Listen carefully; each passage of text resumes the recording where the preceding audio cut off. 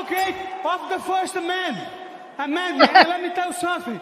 Today, of course I want the 300K bonus, but they're not gonna give me because somebody asked it, they say, hey, this is fucking Disney, you cannot curse. So, I'm not gonna do my speech, but first of all, I love America, I love the Constitution, I love the First Amendment, I want to carry and own fucking guns, I love property, and let me tell you something, if you care about your fucking country, read Ludwig von Mises and the 6 lessons of the Austrian Economic School, motherfuckers. Renato Moicano, ladies and gentlemen, killing it out here. Renato, Second of all, I just started a podcast. It's going to be the best podcast in the business. The name is Show Me the Money. And on Monday, my guest will be Joe Rogan. You cannot refuse. The people want to see you on my podcast.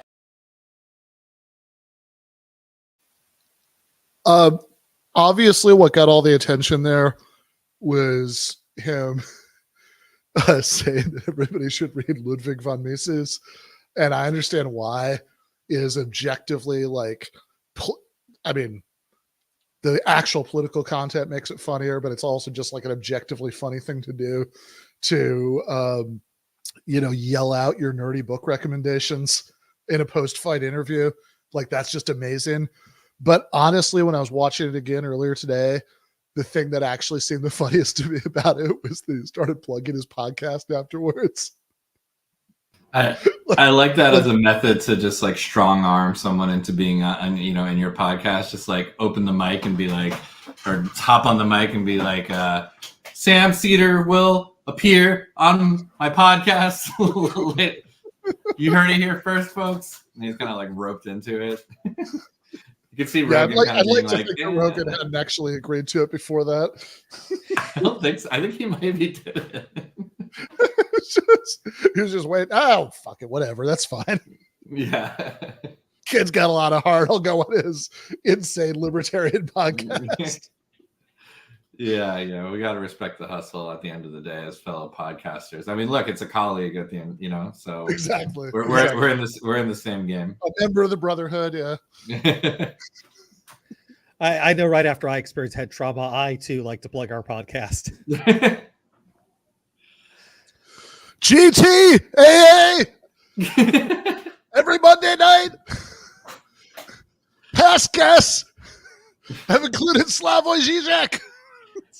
You're heading upon basically the Alex Jones formula of combining that head cadence trauma with head yeah, exactly. Cauliflower ear with podcast promotion. GTAA.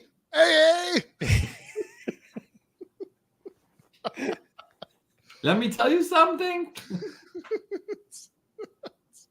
I'm a huge fan of the National Labor Relations Act. If you care about your country, read Matt Brunig's new Substack about the NLRB. That might be me. We were talking about what we would yell under that situation. Like the first thing that comes to mind, I might tell might tell people to read Matt Brunig's NLRB just under duress. I just start screaming about it. But I'll let you know. I mean, I'd have How to Draw the Marvel Way, but that's just me. I don't Sure, yeah. Very specific. I like it. We'll have to get Matt and Luke later. What their post-fight interview plugs would be. So we are going to have the great Luke Savage on as the main interview, joined by our good friend Matt McManus. We are going to be talking about Luke's article, Don't Fear Collectivism, which, I have to admit all day since I've been getting ready for this in my head, I've been, sort of starting to hear Blue Oyster Cult, Don't Fear the Reaper, but it doesn't quite scan. Like I don't, but I started trying to figure out how the cadence that would go for the Don't Fear Collectivism. version of the song, but it's a very good article. It attracted some pretty extreme negative attention from everybody's favorite Canadian psychology professor and freelance lunatic, Jordan Peterson. So we will be talking about all of that with Luke and Matt in a bit. We are also going to be joined in the postgame for patrons by our good friend Jason Miles. So I've also put him on notice that he needs to give us his post-fight interview answers. But before any of that, it doesn't quite compete with getting my head bashed in and then recommending literature. But I have recently done some media. I was so this happened the day before the last episode, but we didn't have the clips yet. I was on MSNBC, so we actually have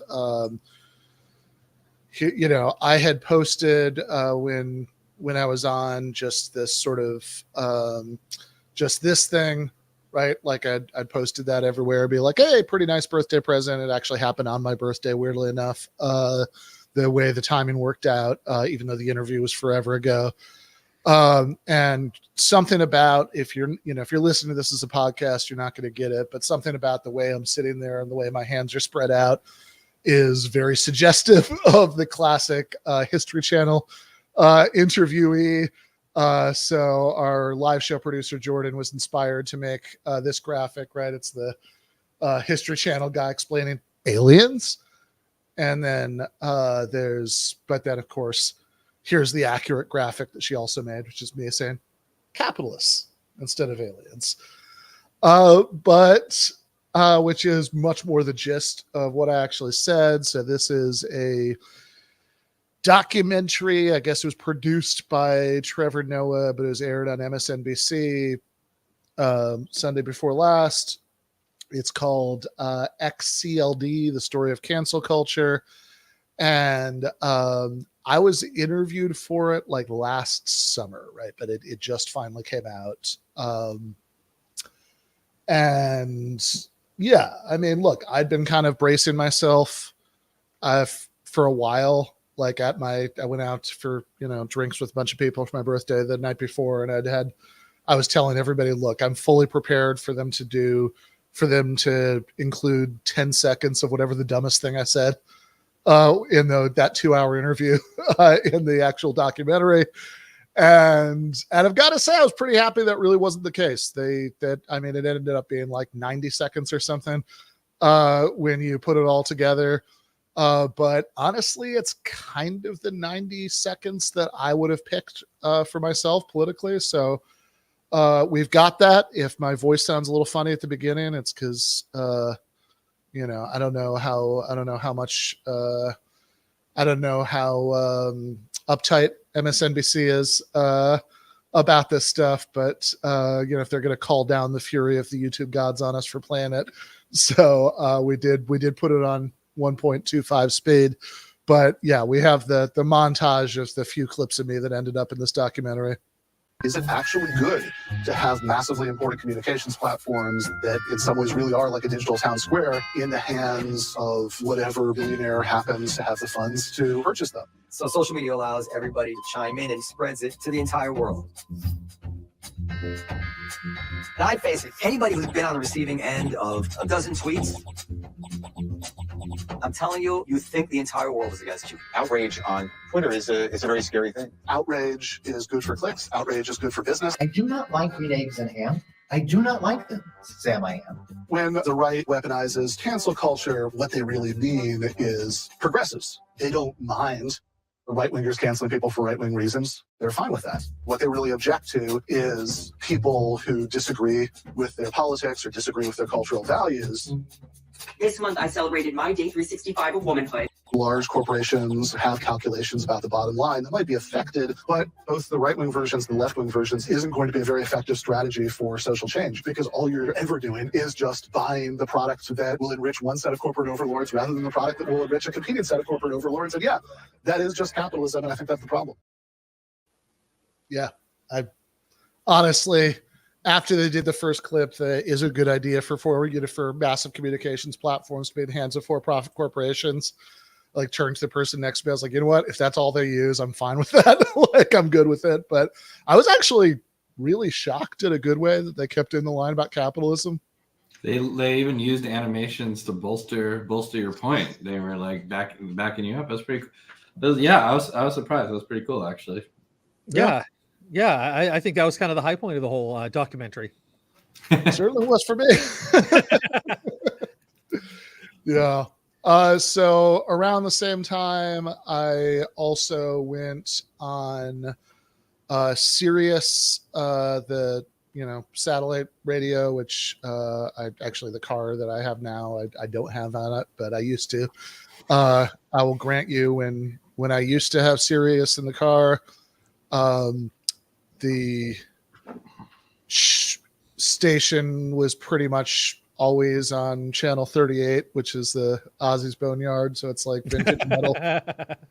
So I never actually listened to the political channels on it, but I went on the POTUS channel, which is, so it's politics of the United States on Sirius. I had actually, I think we forgot, this is my bad, to grab this article, but I went on to, I'll just do a screen share to talk about this article. Palestinians' right of return is a basic question of justice. I was going on the Laura Coates show. So Laura Coates, beyond having this show, this radio show on Sirius, is also a legal analyst for CNN. And so I have to say, going with the theme of getting a fairer shake than one was expecting from mainstream media, my expectation, to be honest, when I was asked on, was that this was probably going to be like left punch in to shore up her centrist bona fides. But it really wasn't. It was just a very, it wasn't long. We're going to play it, but it was a very straightforward, friendly interview. Just, queued me up, said nice things about the article. I actually think it's interesting that it was quite this friendly. I think that might say something, particularly because this happened so shortly after the World Central Kitchen bombing in Gaza, and so I think that I think this might be. I mean, I don't know enough about Laura Coates to be sure about this, in terms of her overall positions on this, but I think giving me quite this friendly an interview for this article might be an indication of just how badly Netanyahu has fucked up the PR war. She's one of my best friends, and she said that you're right on the money about your analysis. We lunched after, and I said, "How did my boy Ben do?" And she said, "Well, normally I wouldn't have him on, but." Since I guess the good thing in terms of people hearing this interview, bad thing for me, is that on the East Coast, this is like prime commute time. Right, the show goes from 7 a.m. to 9 a.m. East Coast, and so when they initially asked me on, I was like, okay, later you can get in that, the better, because that's between 4 and 6 in the morning for me in LA, and so they were going to give me the 5:45 LA time slot because that's the last one. And then there was like a congresswoman who was interviewed at the end. So they bumped me back to 5:30 Pacific time. And so whatever else is good or bad about this interview, I have to admit, I actually feel really proud just for being coherent, because like I had to set the alarm at 5 so I could like splash some water in my face and like go to the, go to the dining room table to, to set up and do the interview at 5:30. Yeah, well, we'll play it. But if I was interviewed at 5:30 my time about international politics, definitely like my dreams would just be intermingled with like just things. Yeah, I'd go back to bed and wake up and just be like, man, was I on the radio? So yeah, all right, but yeah, we could check it out. Hey, welcome back to the Laura Coach Show right here on SiriusXM POTUS. Joining us now is Ben Burgis, a Jacobin columnist and an adjunct philosophy professor at Rutgers University. He's the host of the YouTube show and podcast, Give Them an Argument, and the author of several books. Most recently, Christopher Hitchens, What He Got Right, How He Went Wrong, and Why He Still Matters. He joins me now. Ben Burgis, how are you? I'm good, Laura. Thank you for having me. I'm glad that you're joining us here today. Thank you for doing so. Listen, I read this recent piece that you wrote that's available online right now for everyone to see at jocobin.com. And you speak about it and here's the headline: Palestinians' right of return is a basic question of justice. You say denying Palestinian refugees the right to come back to the areas from which they were ethnically cleansed is deeply unjust, and we recognize the Palestinian right of return. Tell me a little bit more about about your argument here, and take a step back with us, if you will.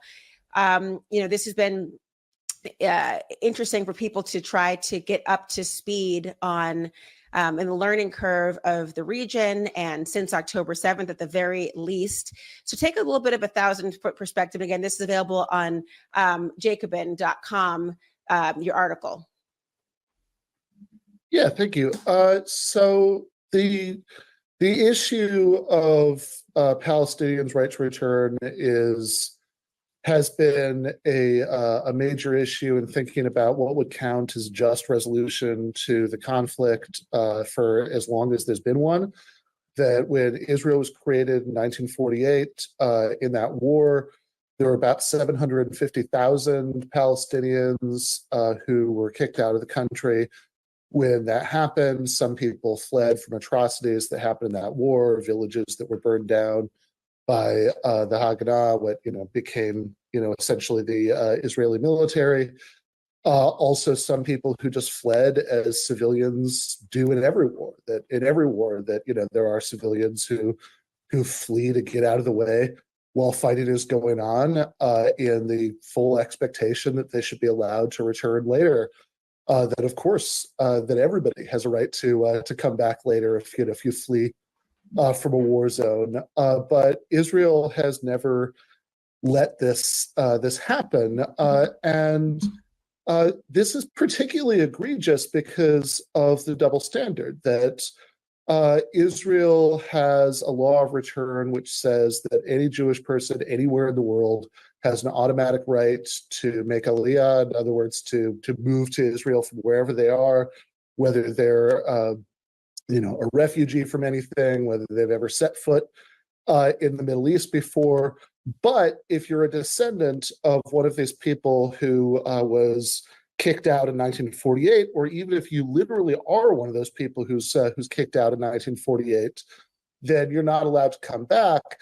And the reason that they're not allowed to come back is because the concern that, well, then there would be too many, that there would be too many Palestinians living in Israel proper, and so they wouldn't have the guarantee that there would always be a Jewish majority there. And the point I would really push is this something we think is a legitimate concern, that it's that we think ethnic majorities have a right to stay a majority forever. If somebody said it's very important that the United States permanently be a majority white country or a majority Christian country, and we can't let in too many of the wrong people because then that wouldn't happen, I think that most reasonable people would have a problem with that. They wouldn't think that this is a legitimate concern, and that's not even as bad if you're just using that as a consideration in immigration in general, while I would still find that racist and disturbing in that context, that's not nearly as bad as not readmitting people who were unjustly removed from the country in the first place. Yeah, I couldn't do that at 5 a.m. 5:30 to be fair. Okay. Yeah. So we do have a part 2 to this. When you look at this, and I appreciate you giving us that background, and how would this, and you've written about this in your latest piece, about how this might differ from a 2-state deal and the symbolism behind it. What is the distinction for you? Yeah, so I think that if there were a 2-state deal, and it's worth mentioning that right now it's very, very far from that being something that looks like it's on the cards happening anytime soon, even though the vast majority of countries in the world say they want it to happen. I mean, that's U.S. policy that we say we want it to happen. But certainly the current government of Israel under Benjamin Netanyahu says that that's never going to happen, that there's never going to be a Palestinian state. And it's certainly very hard right now to see how we get from here to there, right? But if there were a 2-state deal, then very likely a full right of return would not be included in it. And in fact, in the past, various deals that have been offered certainly haven't included it. And in the past, Palestinian leaders have indicated that they would be willing to compromise on this for the sake of making a 2-state deal happen. As far back as 2002, Yasser Arafat, who was then the leader of the Palestine Liberation Organization, said in an op-ed for the New York Times that, we'd be willing to accept that, this would be implemented in a way that would deal with Israel's demographic concerns, which is just a way of saying that if they would basically accept Israel doing a symbolic acknowledgement of the wrong that was done, Palestinians were kicked out in 1948, and maybe accepted a symbolic number of refugees to come back, while not necessarily letting most of them back. There's something called the Arab Peace Initiative, which has been on the table for 22 years, where pretty much all of Israel's neighbors have signed up to this initiative that says that they would extend full diplomatic recognition to Israel in exchange for Israel withdrawing from the West Bank and Gaza and allowing a Palestinian state to be created there. And in that initiative, it says, we'll have to have a just solution to the refugee crisis. And you'll notice they don't say we'd have to let all the refugees back, because they don't think Israel would ever agree to that. So they just say a just solution, which again, I think means an acknowledgement of the wrong done and letting a symbolic number of Palestinians back.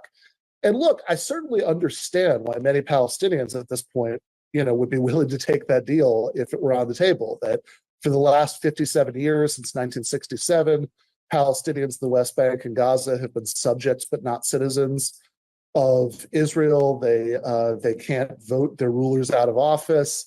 If a Palestinian on the West Bank is accused of a crime, they are tried in a military court, not a real civilian court. They don't have any of the rights of citizenship, which of course Israeli settlers in the West Bank have. And that's the West Bank, which is not nearly as bad as Gaza, as I think everybody at this point knows.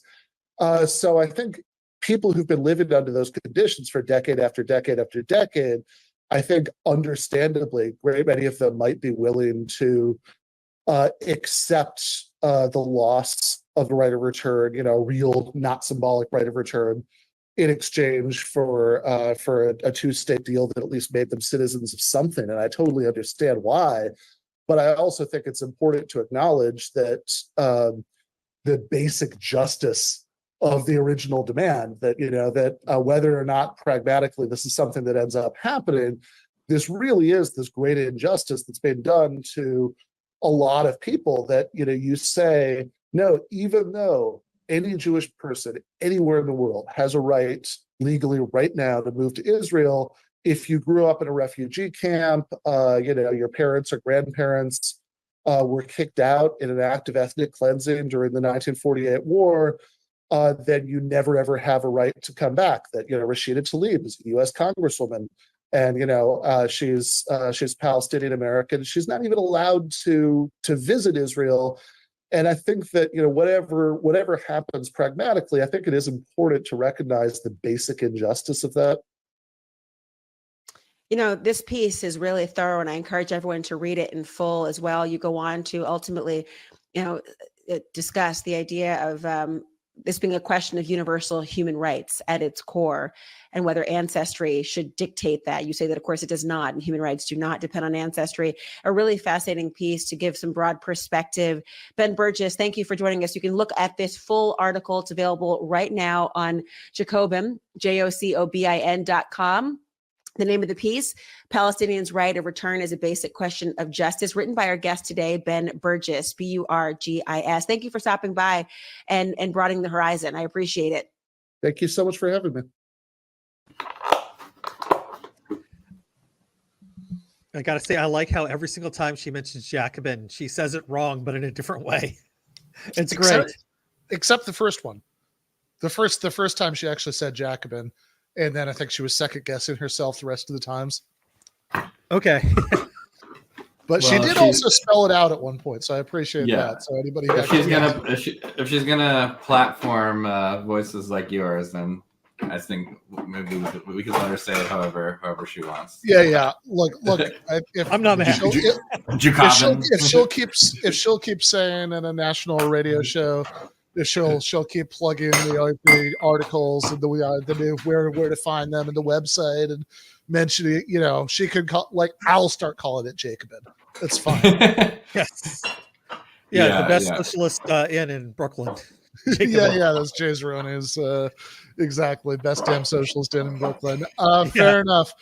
Well, I know we have Luke and Matt waiting in the wings, so to prepare ourselves for this, to prepare all of our minds for the subject, I believe we have the wisdom of a head of state speaking at an international forum on subjects of public interest. Buenas tardes. Good afternoon. Muchas gracias. Thank you very much. Today, I'm here to tell you that the Western world is in danger. And it is endangered because those who are supposed to have to defend the values of the West are co-opted by a vision of the world that inexorably leads to socialism and thereby to poverty. Unfortunately, in recent decades, motivated by some well-meaning individuals willing to help others, and others motivated by the wish to belong to a privileged caste, the main leaders of the Western world have abandoned the model of freedom for different versions of what we call collectivism. We're here to tell you that collectivist experiments are never the solution to the problems that afflict the citizens of the world. Rather, they are the root cause.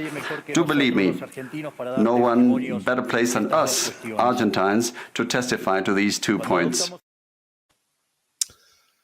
Yeah, well, I think Luke and Matt have a steep road ahead of them to refute that argument, but let's see what they can come up with. So I will see you guys in the post game.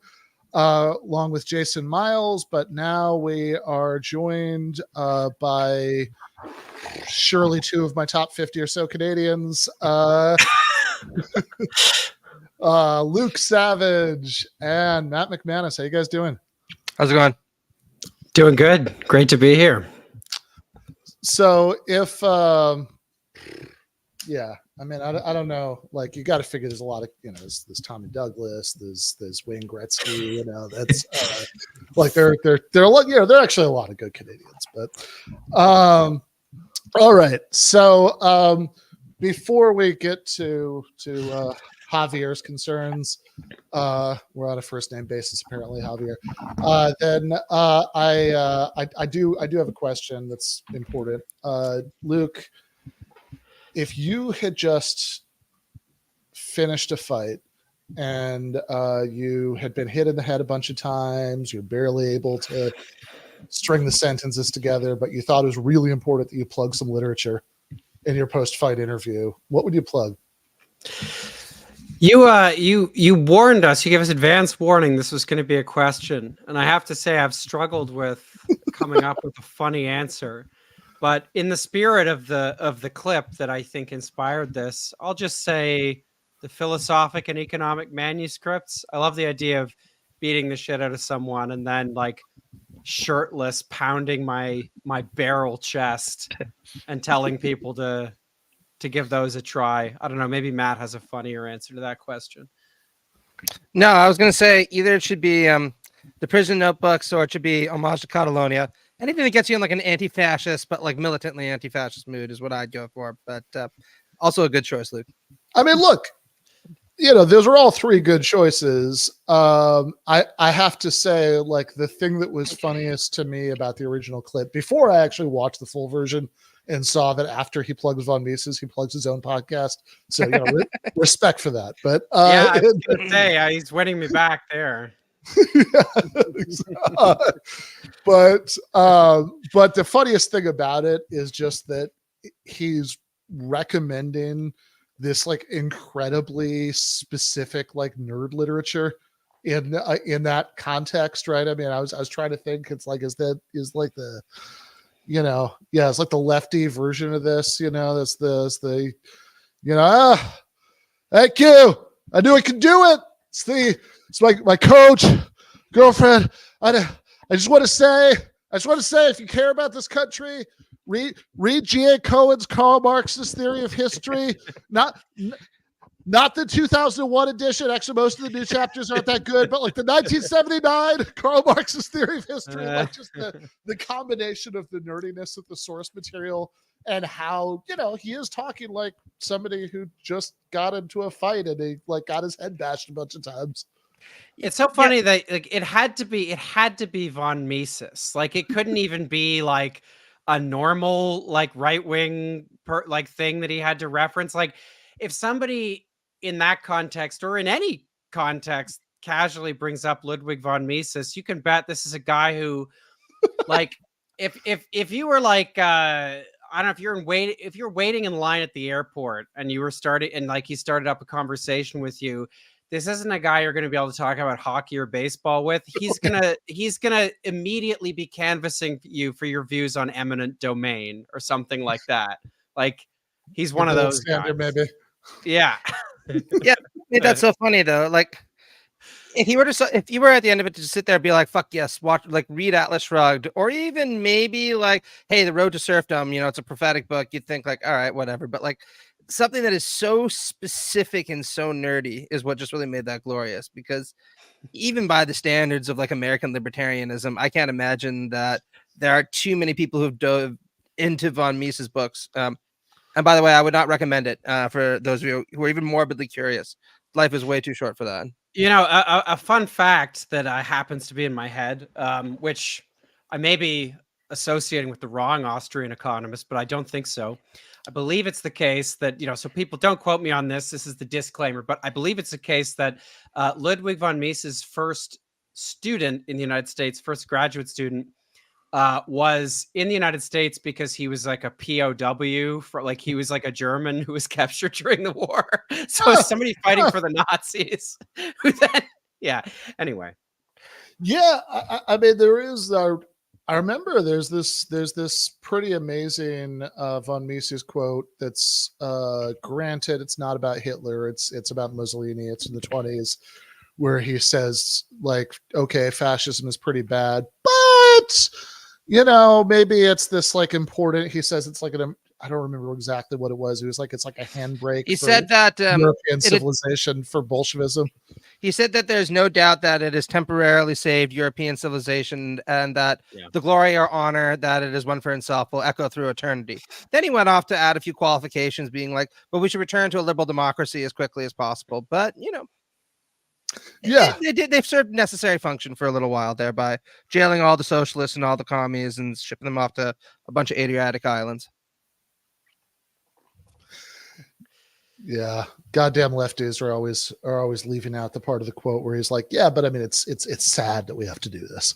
Well, I want to talk. Like, the guy is actually just fucking was so nuts that even Milton Friedman thought he was just way too much. Like, he gave an interview on Von Misa, and somebody asked him, like, "Did you find Von Misa intolerant in a certain kind of way?" And Friedman's response was, "Oh yes, absolutely." Right. He was apparently at a Mont Pelerin conference, right? Where people were talking about various aspects of monetarist theory, and he stood up in the middle of it, told everybody at the Mont Pelerin conference that there are a whole bunch of socialists, and then wouldn't speak to them all for years. This is, the Hayek, Milton Friedman crowd, right? Who I don't think any socialist would say are exactly our people, right? And when you're too left-wing for von Mies there, that will really give you a good sense of exactly what he was aiming for. It's funny to think the right has a version. This is a little inside baseball, I guess, but it's funny to think the right has a version of like if Jacobin publishes something on like, I don't know, like, that says something like faintly nice about Sweden or Norway, and you get like people who are like, oh, those are capitalist country. I like the idea that on the right they have guys that do that, but for like, they don't think the Federalist and National Review are reactionary enough, Yeah. Yeah, 100%.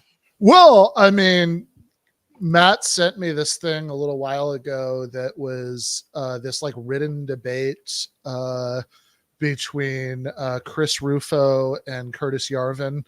And oh wow, dream blunt rotation right there. Well, like 100%. When I was at the end of it, Rufo is just like, you have a choice about whether you want to hang out with me or whether you want to go in the opium den with Curtis Yarvin. And I was like, man, I have never ever agreed with Chris Rufo on anything, but this is the point on like the Venn diagram where we completely align. Because well, even reading like fucking Yarvin's diatribe in that, I was like, I don't even know what the fuck is going on here anymore. Well, in the debate, I mean, he was doing a lot of the classic Yarvin things. He was, he was recommending obscure books as if like once you read them, you would agree with him about everything. He was throwing in completely gratuitous racist swipes about Haiti that had nothing to do with anything people were talking about. It's all the Yarvin classics. But the thing that was funny about it, to Luke's point, was that he was like, "Oh, you just haven't broken out completely of the, you think you've taken the red pill or whatever, but you really haven't yet, because when you break out of one Plato's cave, you're just inside another cave, and it's when you realize that Martin Luther King was just a leftist, well, I can't wait until you realize that what did he say? Samuel Adams was just a leftist." Yeah. Every time you drink one of his beers, you're fucking sitting there sporting the Reds. I don't know if you know that. Yeah, I mean, he said the American Revolution. Like, yeah, he is like comically reactionary about the American Revolution. He said it was that the American Revolution was basically the 18th century Vietnam War, and you're in the Jane Fonda position by supporting the American revolutionaries. That's amazing. So that's like, look, you could be a little reactionary, like you pine for Eisenhower or something, but like that's the real stuff, that it's like this, like, no, I'm reactionary, like I'm pining for King George. Yeah, no, that's what I said back when I read his stuff, right? Like the average online reactionary is still pissed off about the French Revolution, and my response is, it's time to get over it, man. It's been 200 years, it's happened, let it go. Like fucking Yarvin is the only one I know who's like, no, if you're just pissed off about the French Revolution, you're giving the lefties way too much credit. We need to fucking go back and relitigate the Civil War. Yeah, you should be pissed off about the Magna Carta. I mean, if I was a reactionary, I mean, why stop? Why stop with the Civil War? Why stop with the American Revolution? Like, I don't know. Go back to like Diocletian splitting the Roman Empire to two. I don't care. Hashtag like, I don't know. Carthage should have won the Punic Wars. Like, I don't know. Well, these people get fucking weird, right? Like, think about like some of the weird monarchical movements you'll see around who are like, we need to restore the Bourbons, or we need to restore the Habsburgs, or fucking we need to restore like the Carlist monarchy, which weirdly enough online writers have a kind of weird fetish for. Why not, Luke? Let's just sit there and be like, no, we need to fucking restore the Western and Eastern Roman Empire and reintegrate the two of them together. Just bring back the fucking like imperial line, because they're the legitimate rulers of the West. Yeah, well, I mean, it's the and certainly nobody after nobody after whoever the last person was before Constantine, right? Since that's when you really gave up the good Roman values. No, I think Luke is right. Diocletian, right? Still like to persecute Christians pretty hard, get rid of them and all their egalitarian values. The good old days. Yeah, fair enough. Well, egalitarianism can lead to another really bad ism. We have a clip on this. We actually value the individual, right? The individual has intrinsic value in Western societies. Do you know how long it took people to formulate that as an idea, and how unlikely that idea is? That poor you, useless, powerless you, with all your damn faults, you're actually worth something. You're worth something to the point that the law has to respect you.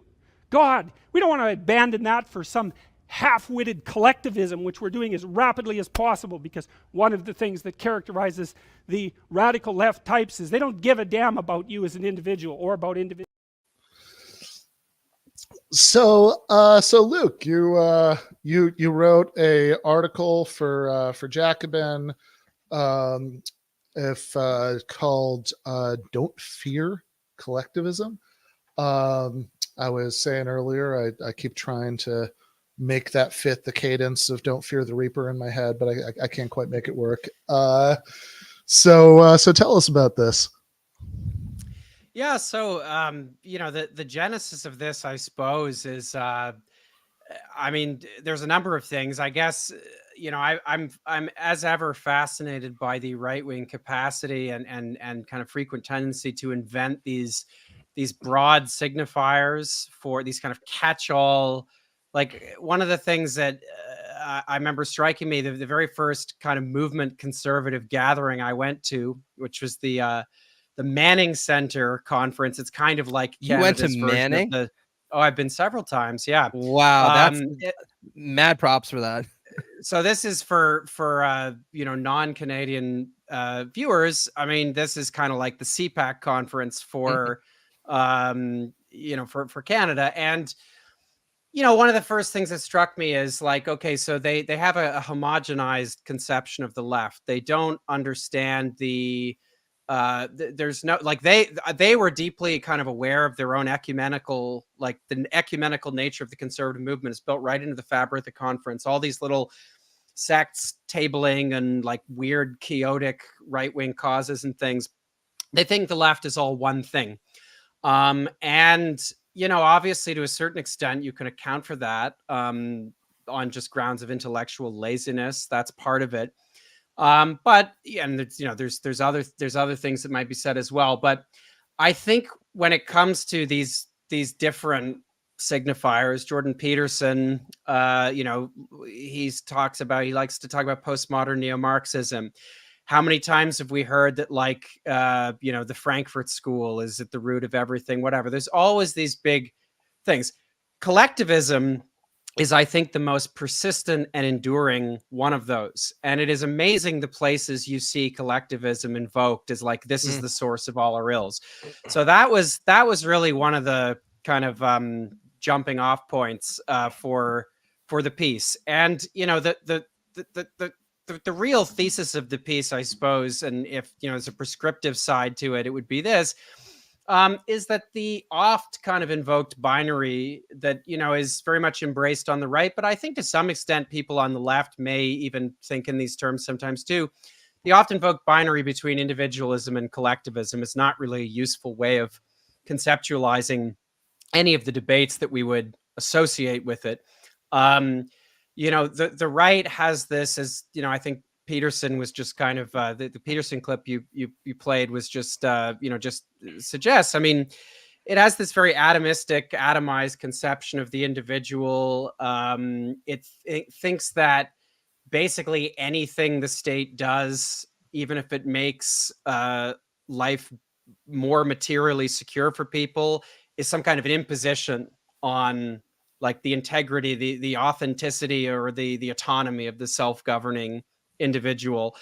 And I don't really think that's true. In fact, I'll take it a step further, and then you guys can weigh in. But I mean, the clip you just played of Peterson, Ben, at least the particular portion you played, I don't really disagree in the abstract with. I mean, certainly all the weepy shit he throws in at the end, I wouldn't associate myself with. But like, you know, like, yeah, it took people a long time to realize that just by virtue of being an individual doesn't matter your skin. I didn't put it like this, but, you know, the logic is doesn't matter your skin color, doesn't matter your flaws. You know, you are worthy of respect and recognition and equality under the law, right? Simply because you are a person. I completely agree with that. But where I differ, I suppose, I think where all of us differ is, I don't think that you know, social welfare programs, I don't think social policies that are designed to create equity in society, programs that redistribute wealth, all of these things, I don't think they're an imposition on the individual. I think if they're done well, they greatly enhance individual freedom and autonomy. And, you know, someone like Peterson, because he's a fundamentally reactionary, simply does not look at the modern workplace and think, well, people spending, you know, the majority of their waking lives doing alienating work for very little is an imposition on their individual freedom. They're free because wage labor is a free system. Well, we all know that that's not true. Yeah, I wanted to say to this, first off, Matt props are going to the Manning Center. That gets you like at least 10 bajillion, you know your enemy points right there from the get-go. If you're from Canada, then you know. Also, you know, I wanted to say, you know, in the spirit of what we're talking about, maybe it's best that we just don't use our first names. We should all refer to ourselves as like Comrade 1, Comrade 2, Comrade 3 or something, just so that we really respect the collective nature of our identity. And, you know, I want to show faith to Luke's main thesis. Anyway, like in terms of this, I'm not surprised that Peterson employs this jargon. What's interesting about it is this term collectivism really came to the forefront on the center right, starting around the 1940s and the 1950s, advanced by, you know, Sam Moyne's Cold War liberals in particular, along with their different reactionary allies, to try to juxtapose not just you know, the West, so-called, which is a nice collective entity in itself, right, to communism, but also to fascism, basically saying that everything that we don't like happens to fall under this label, right? Whether it's excessive nationalism, whether it's excessive communism and socialism, these are all threats to the individual and to Christianity and to the market system, and so we need to reject them. Most people would tell you they really explain virtually nothing, right? Because while it is absolutely true that there are many individualistic, if you want to use that term, aspects to American right-wing thought, there are just as many things that you could lump under collectivism if you aspired to it. Think about, you know, the enormous emphasis people like Peterson place on things like Western civilization, which I just mentioned, right? Or the nation, right? Or the need for law and order in order to preserve our community and its traditions, right? These are all... or I mean, sorry to interrupt you, Matt, but just, I mean, further to your point, like Peterson's whole thing is that nature or whatever his mythic Jungian archetypes give a, like, there's a whole schema of social like prescribed social roles that people belong to that actually define their, you know, define everything about them, define what they're supposed to do, define their behavior, you know, define their obligations in life. And if that's not an imposition on people's like freedom of, you know, autonomy, self-governance, I don't know what is. Sorry to interrupt. No, absolutely right. And, you know, I was going to add just one final one, which is, of course, you know, capitalist markets themselves, right? The great Canadian political philosopher, I'm a big fan of, C.B. McPherson, and I know Luke likes McPherson also, right? Once said that it's not a case that we can talk about the market emerging as a kind of individualism that responds to collectivism. It's the case, actually, that the more individualism of the sort that you want to achieve in a market society, the more collectivism you're going to need to use. And one of the things that McPherson pointed out, drawing upon, you know, Marx, is to say, look, you know, it took an enormous amount of state power in order to create the conditions for capitalist society, and it still does. And if that's not an aspect of collectivism or collective organization to instantiate in market society, then, you know, I don't know what is. So these are the kinds of things that, you know, conservatives are generally all okay with because it's a collectivism, so-called, of the sort that they're comfortable with. And, you know, simultaneously, you know, there are all kinds of aspects of the contemporary left that you could describe as actually being more individualistic, certainly, than what you'd find on the right. Just think again about how many leftists will defend trans individuals on the basis that, look, it's a choice that you make. If you want to transition, that's something that you should be allowed to do. Of course, in a way that's appropriate to your own self-conception. Whereas many on the right are extremely hostile about this. So I think really, for the most part, it's time to jettison the crude use of these terms individualism and collectivism, and recognize that if we're going to still continue to deploy them, we need to be a lot more dialectical in our deployment, and recognize that there are some species of collectivism that could actually abet individualism in important ways, as I think democratic socialism would do. And then there are some kinds of so-called collectivism that are, of course, contrary to individual flourishing, and those should be rejected. Yeah, that's a really good point, comrade, too. So Thanks, I have, I mean, to what, Luke said earlier, I was going to keep it up, but I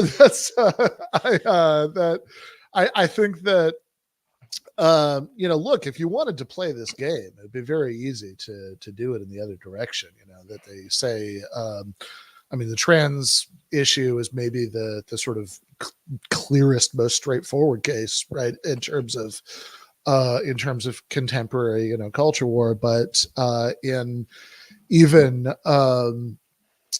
you think that, it doesn't matter what you think in your little head, right? Like all that matters is what we've decided is, as a society. But you could say the same thing for a number of other issues. Like, it's like, okay, look, I understand, you don't want to use your womb to carry this fetus to term, but you have an obligation to society as a whole, to. But didn't you see what Matt Walsh said the other day, Ben? There's no argument that one can make for abortion, right? People who support abortion just support murder, and everyone knows that deep down, and we're finally starting to acknowledge it. Yeah, I don't know what it would take to get Matt Walsh to read some Judith Jarvis Thompson, but in any case, or read, but yeah, I think that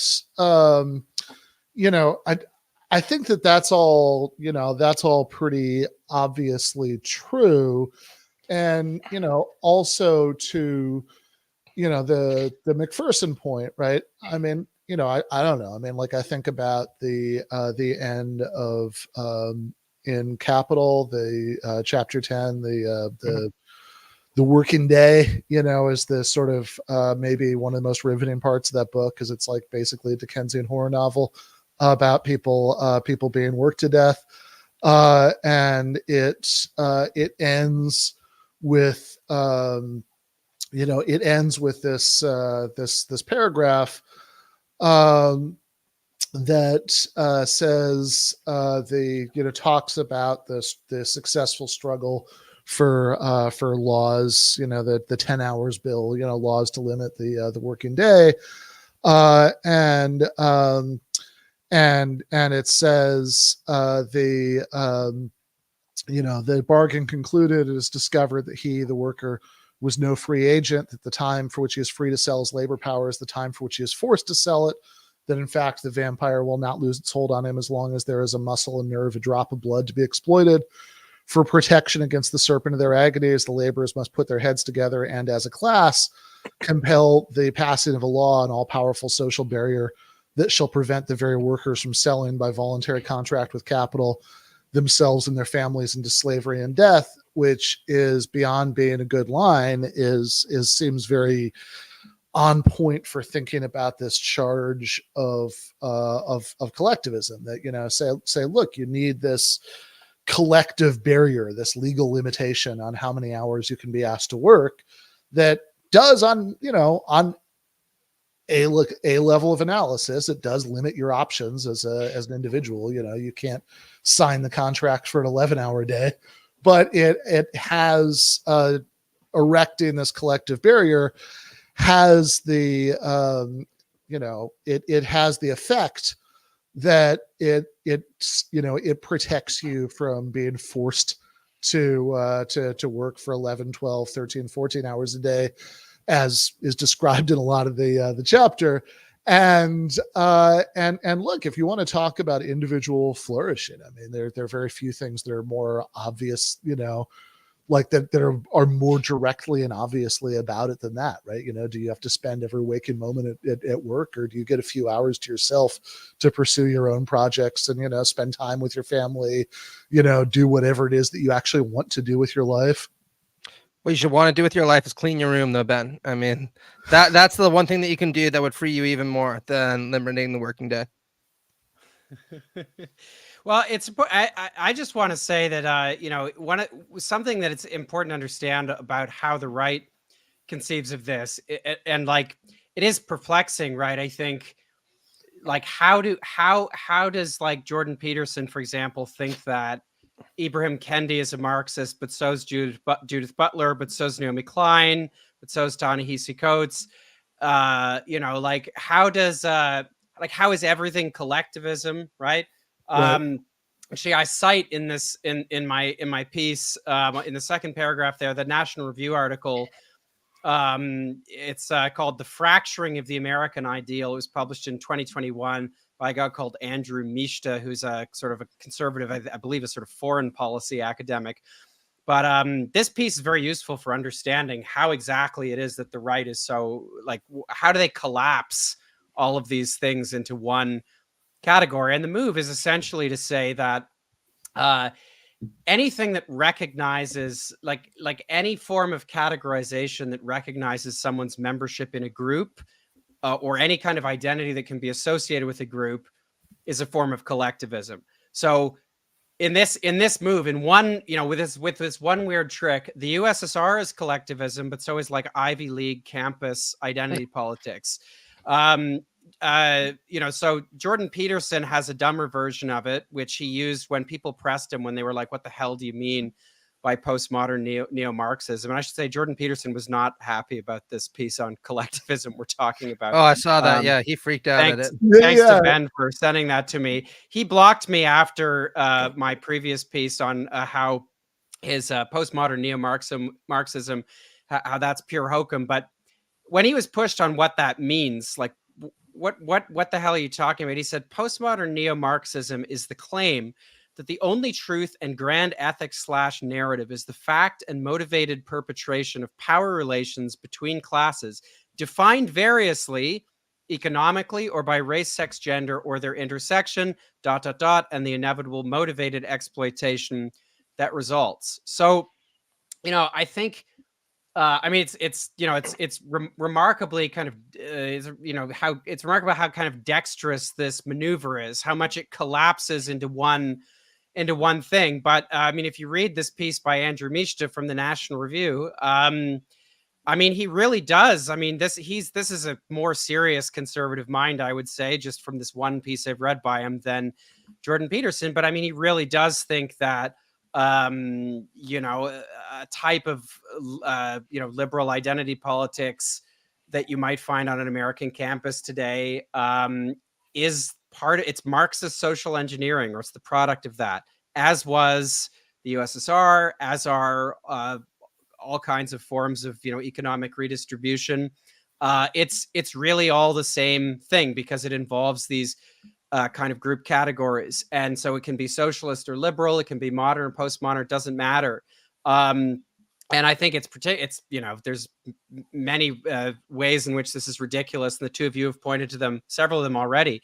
But particularly if we're talking about, you know, postmodern forms of identity politics, I mean, it's quite the opposite of collectivism. It's not about that at all. It's actually about it's atomism. It's about, like, you know, your own subjective experience that you might ascribe labels that are, you know, group labels to, or whatever. That's the only thing that matters. And that's not collectivism. It's really something quite different than that. And no, absolutely. I mean, this is in actually that same Jordan Peterson clip that, you know, played the beginning of a minute ago. That's where what he sort of goes on to say, right, you know, that the radical left doesn't care about you as an individual. They care about you as, you know, black or gay or this or that, right?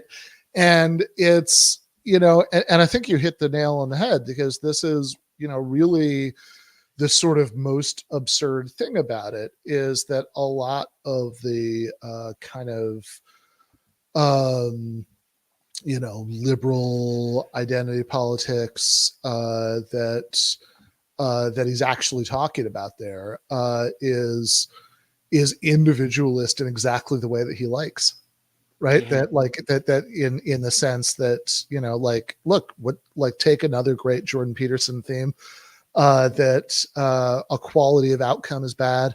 What really matters is equality of opportunity, right? That if you have equality of outcome, that's just it's impossible because it goes against nature.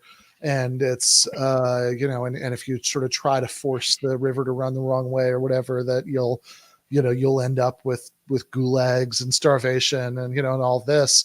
But equality of opportunity, that's good. That's important, right? I mean, this is like one of the classic Jordan Peterson things.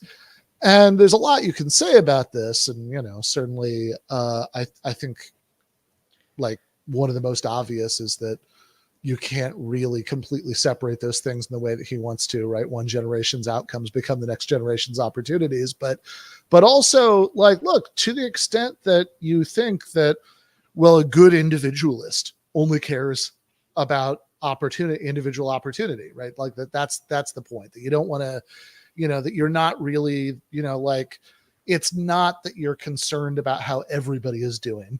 You're just, you're just concerned that like people have their individual shot at becoming one of the winners. If they're one of the losers, who cares? Fuck them, right?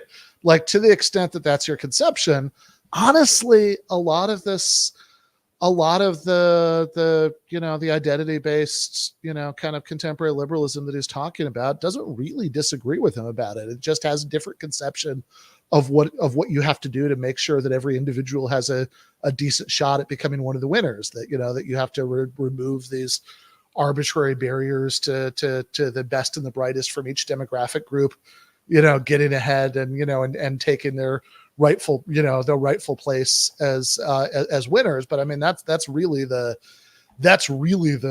point of a lot of this stuff, that they have that you need to have, the right percentage of, members of each demographic group end up at the top of the hierarchy, right? I mean, that is ultimately just a conception of, sort of facilitating individual opportunity in light of, historical oppressions.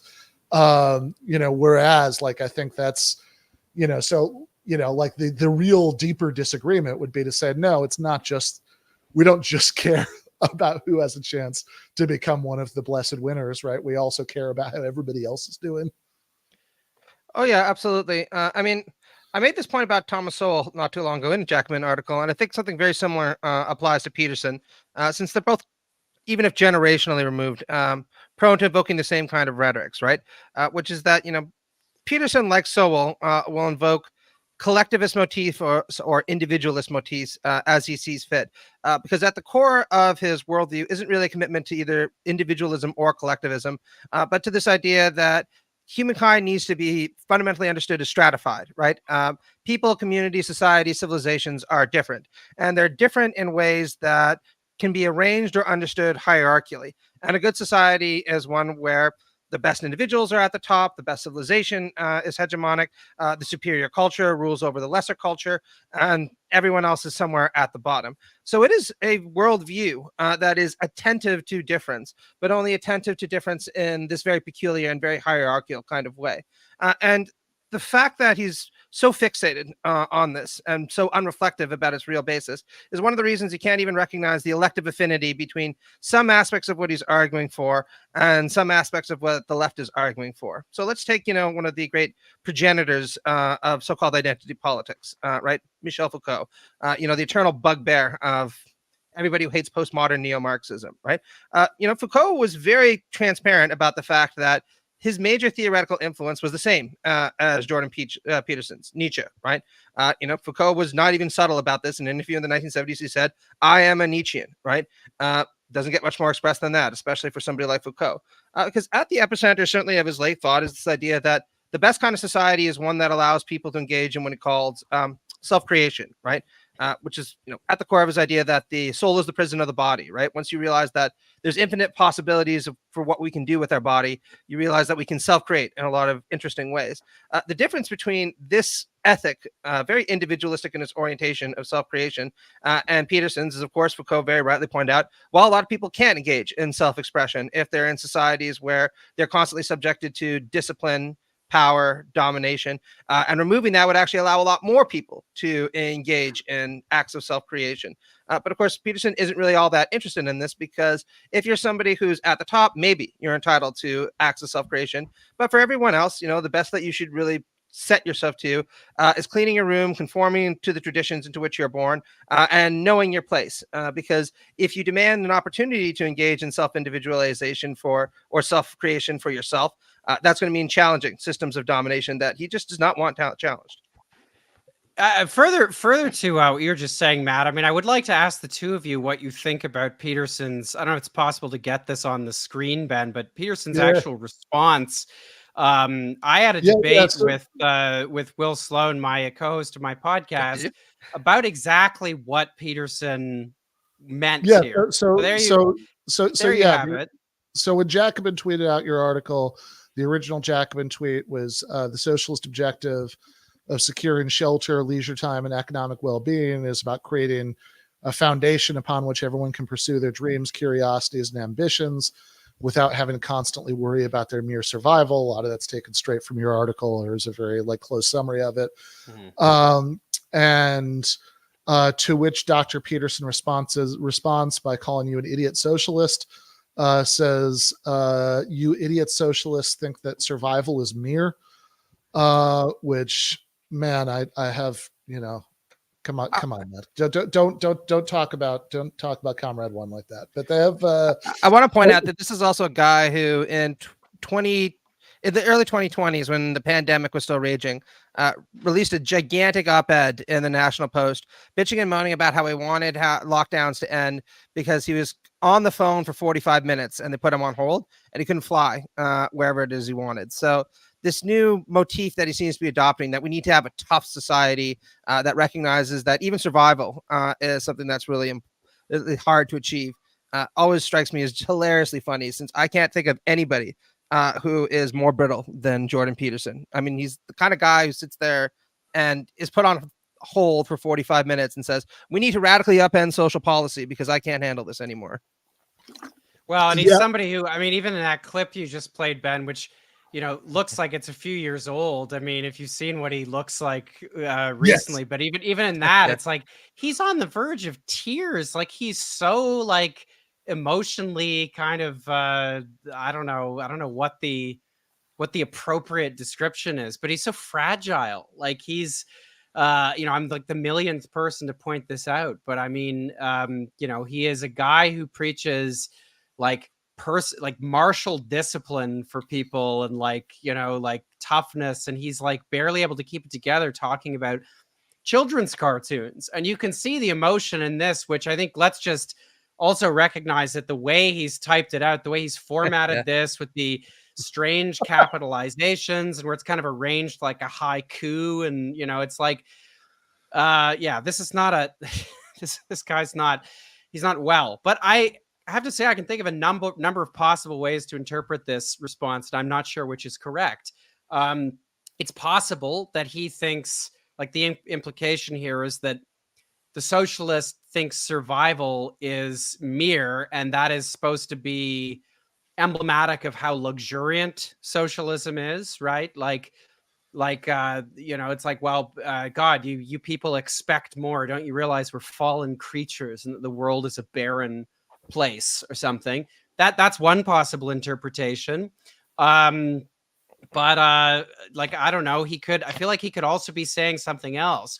Could he be perhaps as a guy who likes to think as like a primitivist and sort of invoke these things about nature and ancient realities and truths? Could he be saying, well, the vast majority of people are thinking, the vast majority of people have lived lives of kind of mere survival, and so modernity has actually kind of gotten us beyond that? I mean, what do you guys think is going on here? I think it's probably a combination of all of those, right? I spent a lot of time reading Jordan Peterson, and he'll strike all the different notes that you're talking about. Sometimes he'll sit there and be like, look, if you were to give everybody everything that they wanted, this is usually when he appeals to Dostoevsky, they would actually be deeply unhappy, because human beings fundamentally don't want to be happy in the sense of being materially pampered and well cared for. They want struggle and spiritual depths and difficulties, which again would resonate a lot more if he didn't break down at being put on hold for 45 minutes and say, also resonate a lot more if like this is a man who, as far as I can tell, spends a lot of time, like, doesn't he go to Florida a lot and stuff like that? It seems like he likes comfort, is not content with mere survival.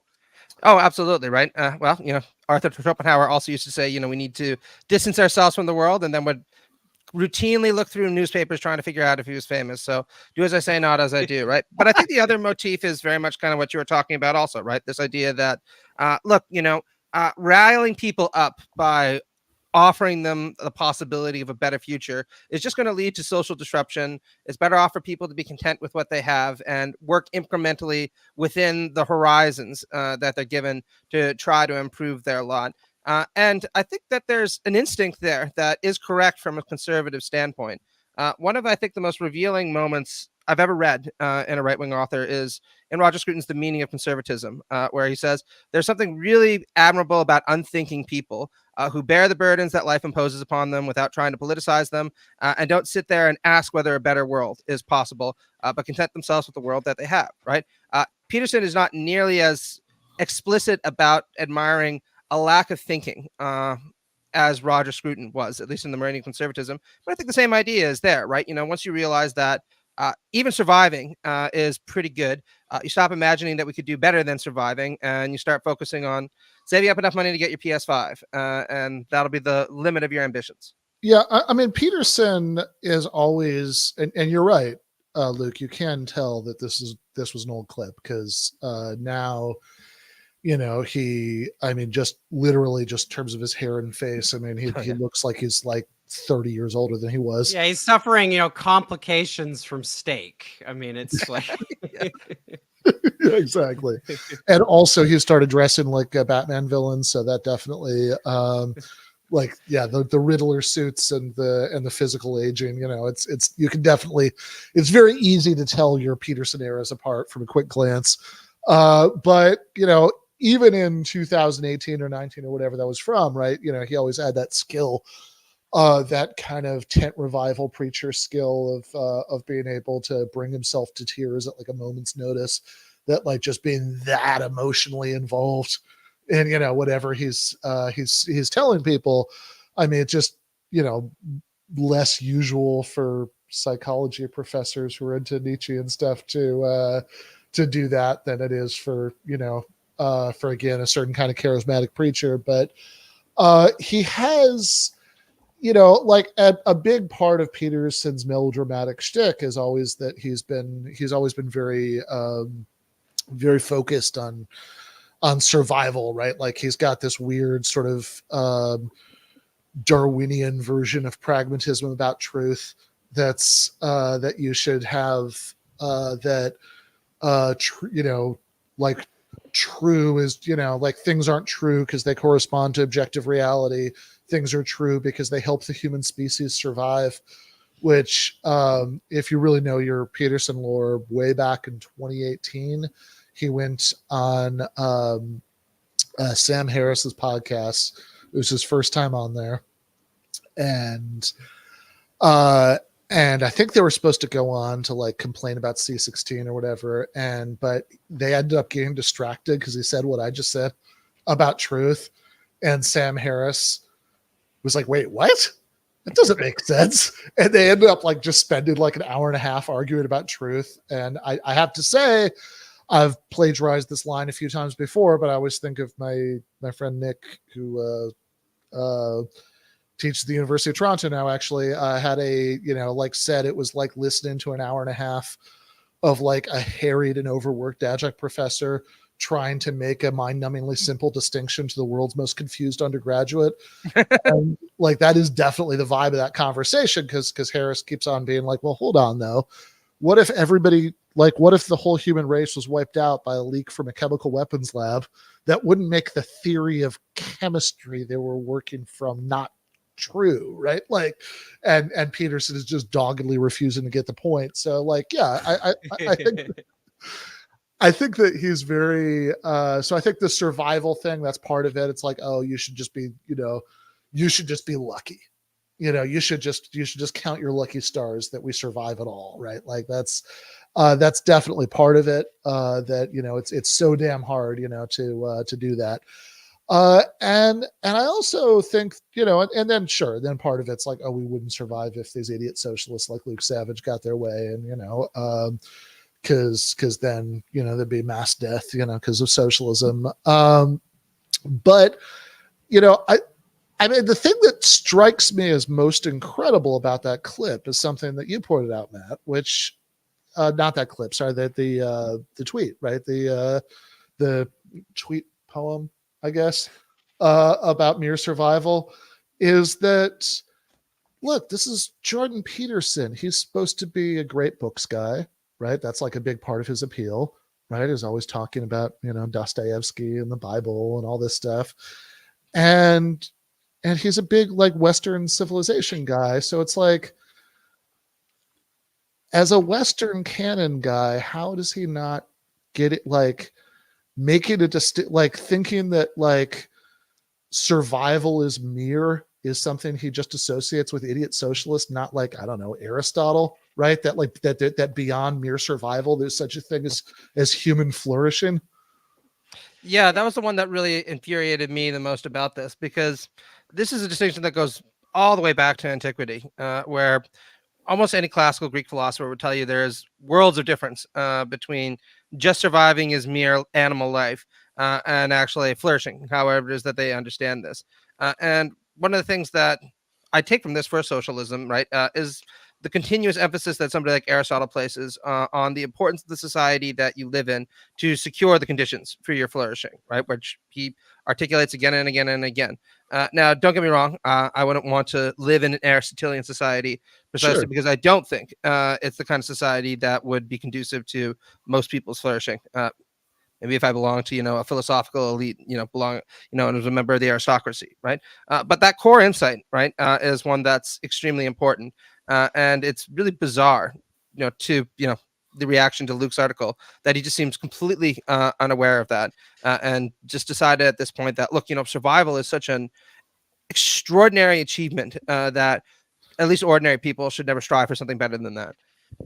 Well, I want to just add to the discussion here that I think one of the genuine challenges and problems with interpreting, let's call them right-wing intellectuals. I mean, honestly, it's, I've said in my piece I wrote about Peterson and postmodern neo-Marxism that we used to have a higher caliber of reactionary, and I think that's true, but let's call them intellectuals.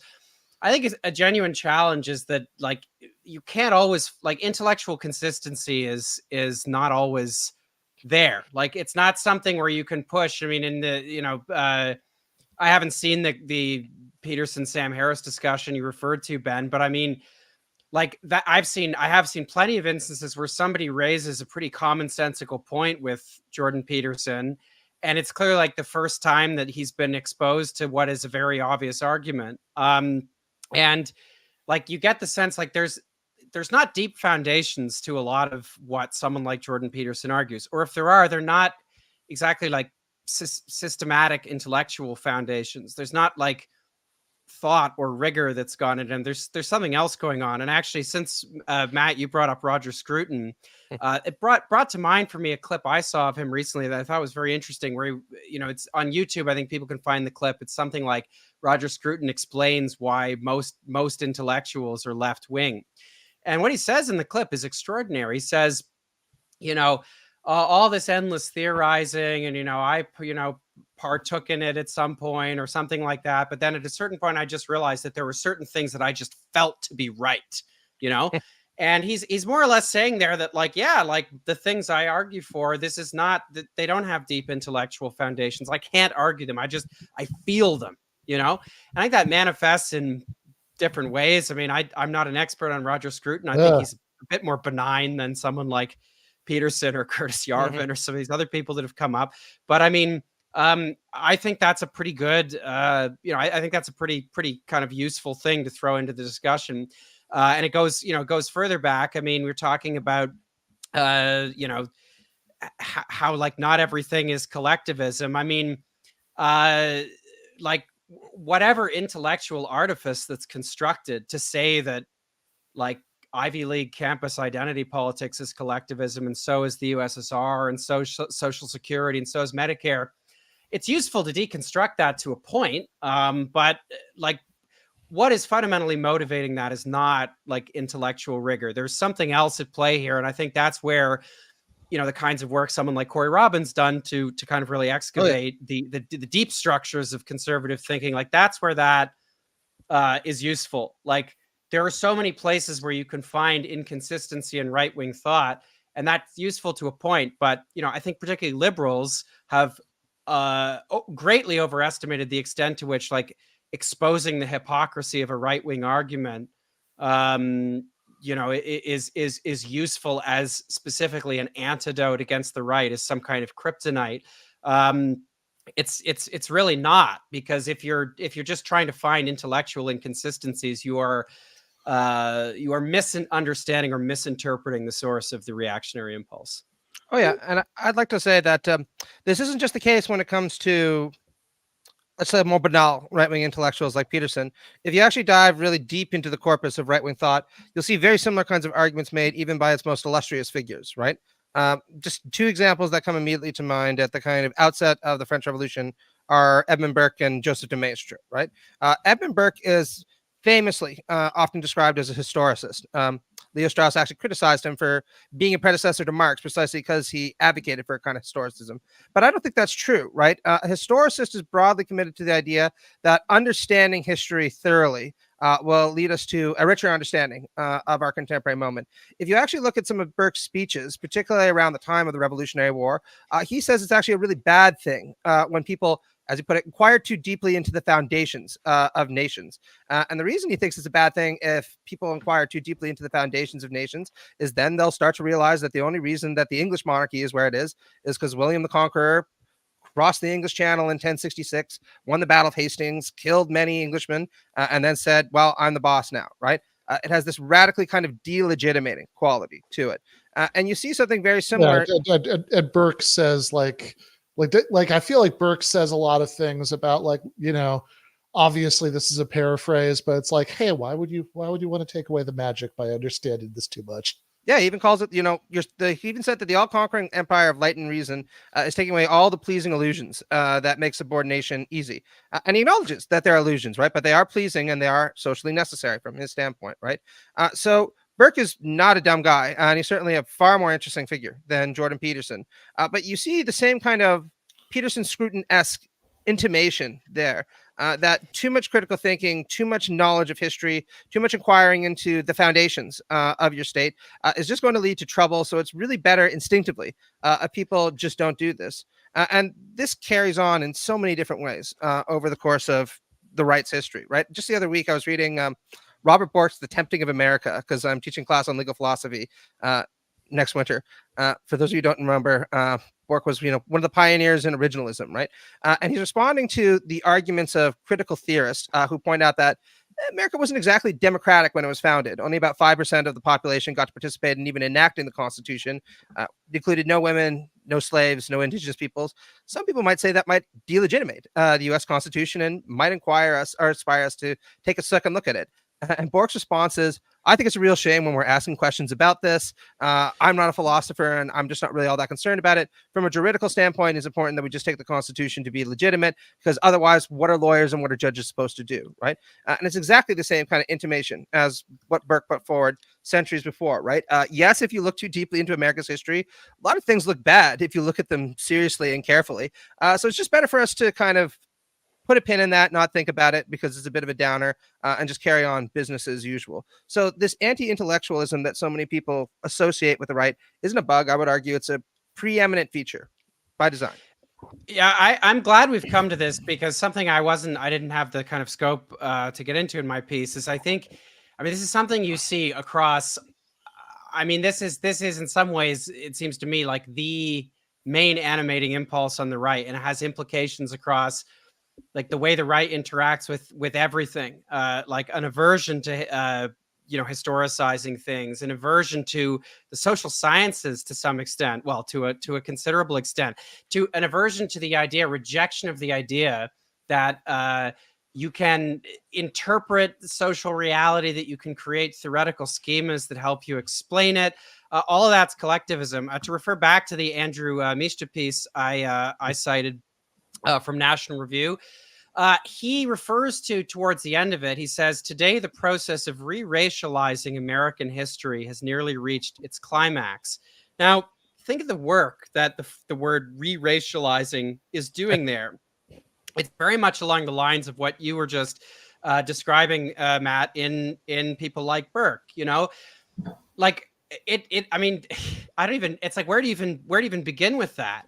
It's like acknowledging the history of racism in America, which is, it's a constitutive, I mean, it's like, how can anybody, even like the most reactionary mind, reject that racism is a constitutive feature of like the historical moment in which the US Constitution or the American Republic is produced? But there's such an aversion to historicizing things, to thinking in terms of structures, and this applies in the present day too, right? It doesn't just apply to history, right? A guy like this probably thinks that just, acknowledging like present day racism, you're creating racism. Like if you acknowledge people are, and so conservatives or even acknowledging past racism, right? Because like at least in the present day case, you might often be talking about people who, would like adamantly reject this description of what they think, right? I mean, if you're talking about like the 18th century when the United States is born, you're just talking about acknowledging the racism of people who made absolutely no bones about it. Yeah. Right. Like who just be like, yeah, no, obviously white men are superior. It's everybody acknowledges that. What are you talking about? Right. Like this is, that like you're sort of supposed to politely not bring that up or either, if you don't quite deny it, at least sort of, at least like adamantly deny that it has any kind of significance to explaining anything. Mm-hmm. And this applies in so many other areas too, right? Like the way conservatives understand like something like unemployment, right? Where the only explanation for why somebody doesn't have a job is like personal like indolence, right? This is like a cross right-wing thought. You find this absolutely everywhere. But it's interesting to me in light of that, and I guess this is kind of the real point I'm making here, like what the right defaults to go back to kind of this idea of the self-governing, individual or whatever, is like this weird conception of the human being where it's like, we're all this stuff is off the table. Like, we can't use history or observable facts about social reality to help us understand like the world or to help us understand our place in it as individuals or other people's places as individuals. But so like something has to fill that void. And it seems like what conservatives often fill that void with is like an idea like that they want to they want to impose an idea on reality of a certain kind of individual that like fits certain characteristics and like, and has certain attributes. And like, if you don't have those things, like there's only one valid way to be. And it seems to come out of like, I don't know, a certain strand of like bourgeois political thought in the like 18th, the 17th and 18th centuries. Like it comes out of Hobbes and Locke and people like that. And then, it's rediscovered by neoclassical economists or redeployed by real neoclassical economists in the 20th century. But like, I think that the striking point here is for all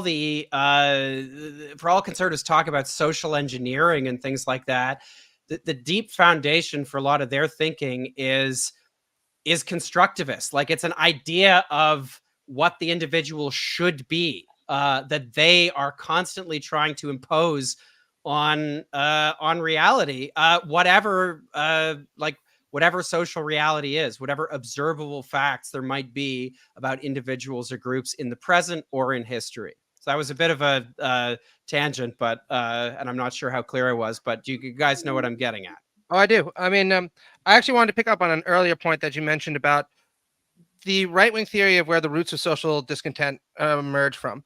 So one of the things that's characteristic of right-wing thought is displacing blame onto the left, and especially left-wing intellectuals, for the forms of discontent that emerge in society, rather than actually saying that at the root of social discontent is the fact that a lot of people just aren't happy the way things are, and all the left is doing is giving expression to those problems. Because if they were to acknowledge that at the root of social discontent are genuine social problems, then they would probably be leftists, and they say, well, we need to fix those social problems, but they can't do that, right? So instead they say, really, there but for the existence of Karl Marx or Thomas Paine or Judith Butler, right? Everybody would be relatively happy with their lot, or at least they wouldn't complain too much. So it's their fault why there's so much discontent, right? Now, this does not mean that the right is opposed to certain kinds of social reform, which is something that I think a lot of people on the left don't understand, and why they struggle when they see right-wing radicals emerge, for example. But I think that's because ultimately at the root of right-wing thought is what Luke was talking about, right? I think that Hayek actually hit the nail on the head where he said that to be conservative, and I blanket the right with this, is to believe that there are recognizably superior individuals within society. Those people are entitled to agency, and if they need to, they can engage in social reform or social transformation to bring about a better kind of society. But everyone else, they're Burke's swinish multitude, right? And the swinish multitude don't need agency. They don't need power. They need to accept their lot or be used for the projects of great men. And it's very rare that you'll see many right-wing intellectuals be as blunt as somebody like Burke or Nietzsche is about this, because they know it wouldn't be particularly popular. But that's at the core of it, right? And I think there's a good reason it would be unpopular if it's stated so bluntly, because it should be wildly unappealing to anyone that doesn't imagine that they're going to be part of this aristocratic caste of so-called superior people.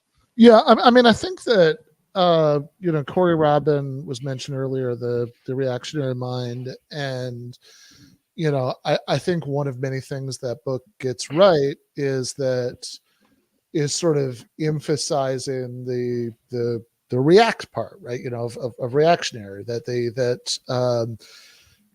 says that the sort of foundational thing about the right wing stance is this feeling that we had power, we lost it, we need to get it back, and so I think that this might actually, thinking about this, might shed some light on what Luke was raising earlier about somebody like Jordan Peterson, and why it is that we seem to have such a lower caliber of right-wing intellectuals now than we used to, right? Like which I think is just very obviously true.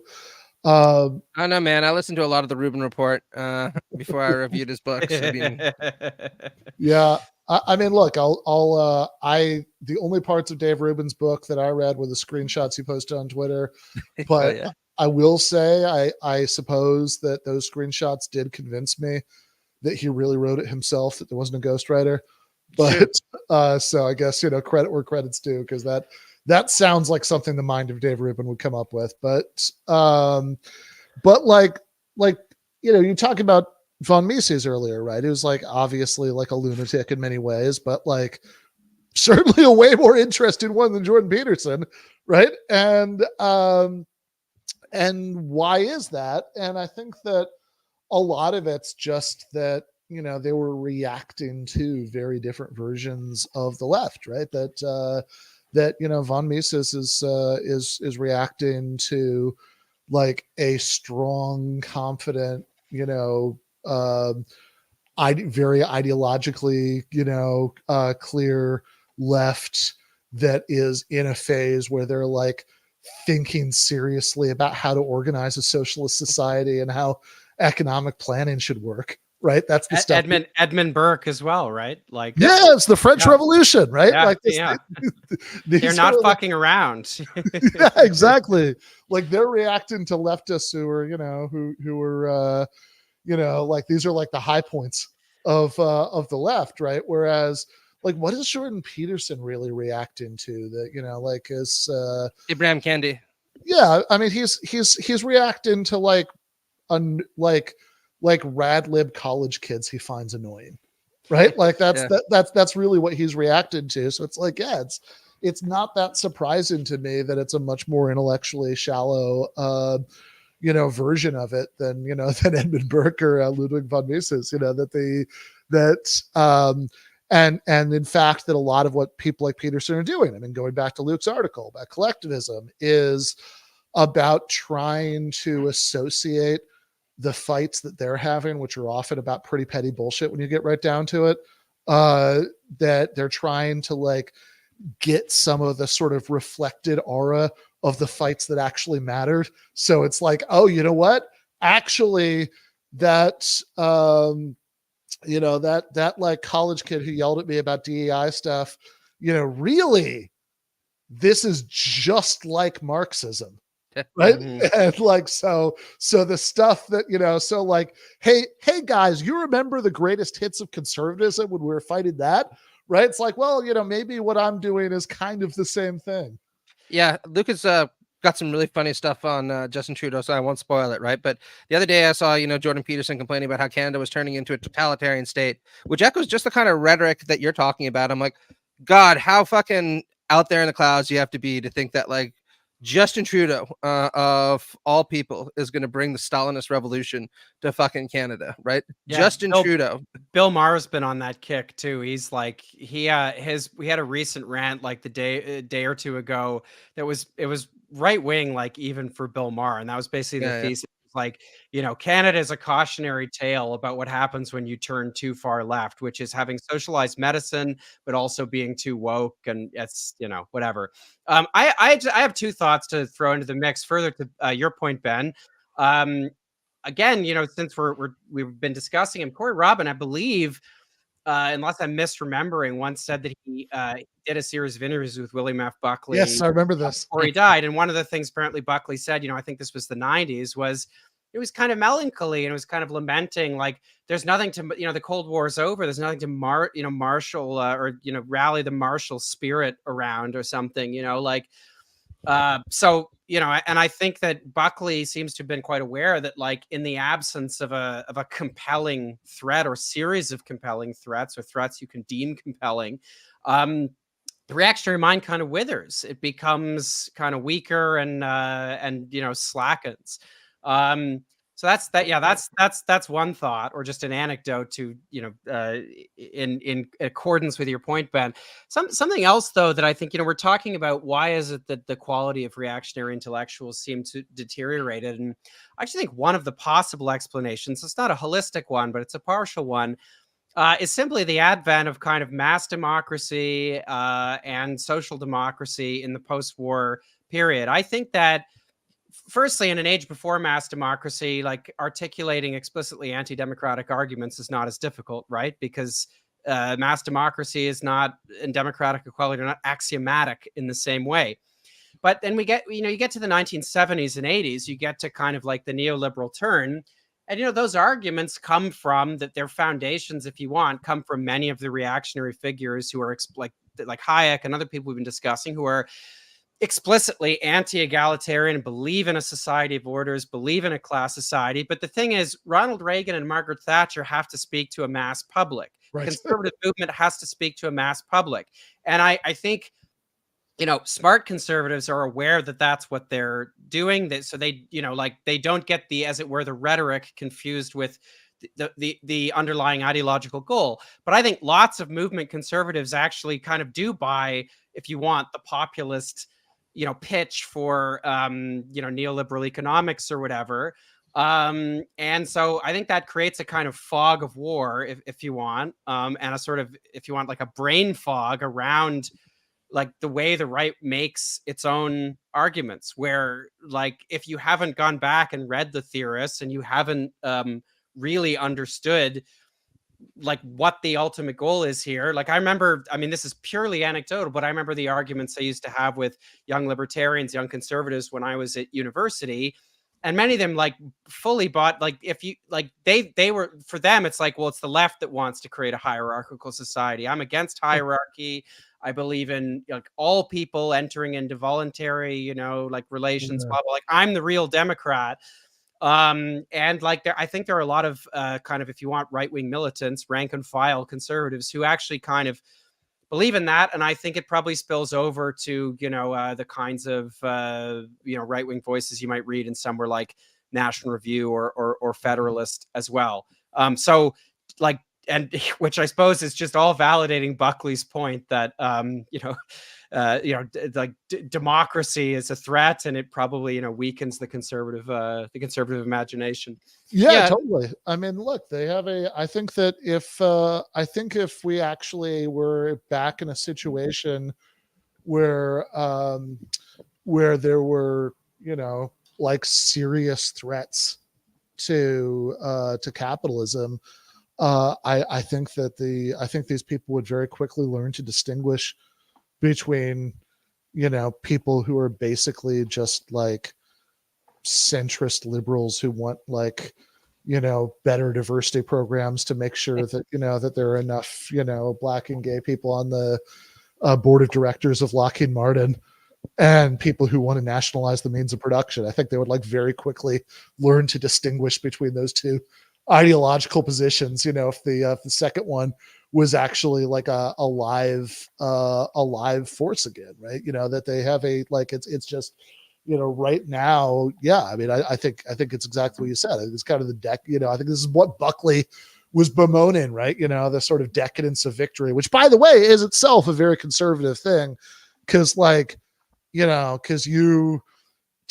bemoan that, you have to like think it's really important that you'll always be fighting some kind of war against somebody. I welcome the decadence of victory. I mean, I would be so happy we should all be living in the Big Rock Candy Mountain. I think that would be great. Exactly. I would like to think if we were ever in a, egalitarian socialist society in the future, I mean, I would just come up with something better to do with my life than find somebody to wage political war against. It's great. We could all, in that society, all of us could be small c conservatives, because things would be. Yeah. Keep things here. This is good. Yeah. No, I think that like everything that you're saying is right. And I would add to it that I think what you really start to see, and this is maybe where I'm giving a more kind of a Marxist take on the political economy of communication, right? Is conservatives today really live in what Luke was describing with the Manning people, right? A kind of hermetic bubble right now, in a way that many of their intellectuals didn't used to live in a hermetic bubble. Right. Now, I think part of that is just because there's very little monetary incentive available for conservatives to do deep dives on Karl Marx and present that to their audience, because that's not really what their audience wants to hear. And it's also not what, the powers that be that run a lot of these big conservative networks actually want them to do, because people might actually be convinced by some of what they hear if they're actually offered deep dives into Marx. But there really is a contrast that you can see from the kind of conservative intellectual that you see right now, where even the smart ones don't spend a lot of time actually engaging with the left. And what you saw on the part of Edmund Burke, what you saw on the part of Nietzsche, what you saw on the part of Dostoevsky. And I would argue that that's really to the detriment of right intellectuals, because the greatest right intellectuals, as Corey Robin points out in his book, often were the best students of the left, right? There's a reason why Jordan Peterson is kind of a banal figure and Dostoevsky isn't, right? Because Dostoevsky was a socialist for a little while. He understood the appeal of those ideas. He was even enraptured with them for a little while. And then he converted and became a Russian nationalist. But he never lost a certain insight into how the left-wing mind works. So when he criticizes it, he really draws blood, right? I mean, you can read his book Demons if you want. There's a very funny scene where a bunch of different socialist intellectuals who are all middle class meet, and they quite literally argue about how to refer to one another, what pronouns to use, and that takes about half an hour to sort that all out before they start diving really deep into, esoteric socialist theory, always talking about how they're going to, fight for the working class. And it's very funny stuff, because you're like, well, he's not wrong that, it's like the old Michael Brooks joke about how if the American left ever had to go into the mountains like Castro's guerrillas, it would be a big problem, because people would be arguing that going into the mountains was ableist, and yeah, right. No, for sure, right. I mean, that's like I think you actually probably have to have spent some time around the left to make that joke, and have it be funny and sting and all that, But I did well. Look, you had a point first, and then I wanted to move on. Oh no, I was Oh, sorry. Go ahead, Luke. Yeah. I was just going to throw in, since Matt brought up the demons, the Jean-Luc Godard adapted that story for his film La Chinoise, in which it's a bunch of like Maoist, like French students during May 68 or something. And they're just like fucking around talking about Althusser and having like the most, like, one of them will say like, what is theory? And then the arc for the sort of protagonist of the movie is at the end, he just decides to be normal and go join the Communist Party like a normal French student. That's amazing. Nice. Yeah, exactly. Right. And I mean, this is one of the reasons why, if you have a left that's strong and feels like it's on the march, you might get somebody like Dostoevsky. Right. And I would also argue saw something in the 1950s where it takes, National Review. There were just an enormous number of ex-communists who joined National Review. Frank Meyer, who essentially invented fusionism, which served as the rights de facto kind of intellectual synthesis in America, was a former communist. So they knew to a certain extent what they were criticizing, and they understood the weak spots on the left and how to target them, right? You'd be very hard pressed to find anybody, on the right today who would even crack open the Communist Manifesto to take a look at what's in there. And Jordan Peterson, right, skimmed it before his debate on like with Zizek. By the way, someone in the comments is informing me that the students in La Chinoise never, in fact, mention Althusser. So I'm sorry. I will do better. I'm doing the work. Yeah, good. There you go. Glad to hear it. Yeah, I mean, I think that. Yeah, fair enough. Sorry, what were you just saying? I got thrown by the Althusser. Well, what I was saying now is that I should go see this movie because it sounds funny. But no, like the ex-communists on the American right. Yeah, right. Like they have that. They used to be lousy with them. I mean, now it's like, what have you got? Like Thomas Sowell and tellingly, he's like 200 years old, right? I mean, this is like in his own way, right? I mean, Sowell as like an ex-communist right winger is like, he's like the right wing. Well, it's like the same way that like it's non-coincidental that in both the US and the UK, the leaders of like sort of resurgent left social democracy were both, dinosaurs, right? That because Bernie and Jeremy Corbyn were both people who were old enough that they precede the neoliberal turn and they just never took the turn. Right. So like that's how you could get those guys. And so somebody like Sowell is like, yeah, I mean, he's like a classic, ex-commie right winger, but like it's telling that he's so fucking old, right? That you don't have, that they're not really making fresh ones, right? Even the people who we continue to refer to for some reason as neoconservatives, right? Like the sort of particular kind of, relatively secular, extremely pro-war conservative guys that go by, like at this point, neoconservative is just like a proper name, right? Like the act, it's not a definite description. The people who like the prominent neoconservatives, a lot of them are literally children of other neoconservatives, John Podhoretz, Bill Kristol, Matthew Cottonetti.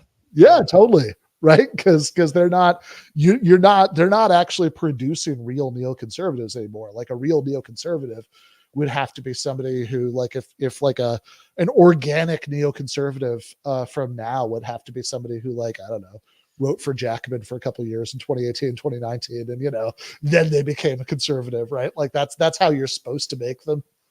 Yeah. You find the same process though, among the like neoliberal center left, because like, the Starmerites of the present day make the the first way, like make New Labor seem like tough and ideologically robust and intellectually serious. Like there's been a serious degeneration there. Yeah, no, that's definitely true. Well, look, I don't want to let you go without talking about rich people because you have another article for Jacobin. Jake, I think we have the rich on top of the world and very anxious about it. So we were just talking about how if we won the things that we wanted politically, we would be happy to become decadent. One might also think that if you became fabulously wealthy, you would just sort of chill about what everybody else thought, but apparently not. No. So, I mean, the jumping off point for this piece was a viral article of being viral, not for a good reason from the author's point of view. Gen Z are an employer's nightmare. My 20s put them to shame. This was published in the Telegraph. Now, this is pretty standard fare, right? I think every newspaper that's to the right of center just has a cottage industry. Like they have a special bureau where they just churn these out, these kind of pieces. Like the think piece about indolent young people, I feel like we've been reading for years, and in post-pandemic, there's been a kind of spike in them. In this case, people are quick to point out that the millennial writer of the piece, who has the unimprovable name Sophia Money Coots, is well, shall we say, somewhat privileged on both sides of her family. Coots is also the name of a bank founded in the 17th century that is, I believe, the 8th largest in the world. And it's not an arbitrary sharing of the name. In fact, her father, whose full name is Crispin James Allen Neville Money Coots, 9th Baron Latimer, he's a descendant of Thomas Coots. Sorry, one more time. The whole thing. Her father's amazing. Crispin James Allen Neville Money Coots, 9th Baron Latimer. Now he's a descendant of Thomas Coots, the founder. So like, it's amazing. Like when all your descendants have Wikipedia pages, it's not a good sign. And if you're writing the piece about, okay, but she really, but this doesn't mean that she wasn't really grinding in her 20s, right? I mean, this is like, just because she was descended from like 50 generations of 50 generations of Money Cootses. So yeah, and just for so Thomas Coots, by the way, was not the beginning of the line, because his father John, who was the Lord Provost of Edinburgh in 1742, he got an inheritance of £20,000 from his father, who was a merchant. I looked that up. It would be like getting about £5.5 million today, adjusted for inflation.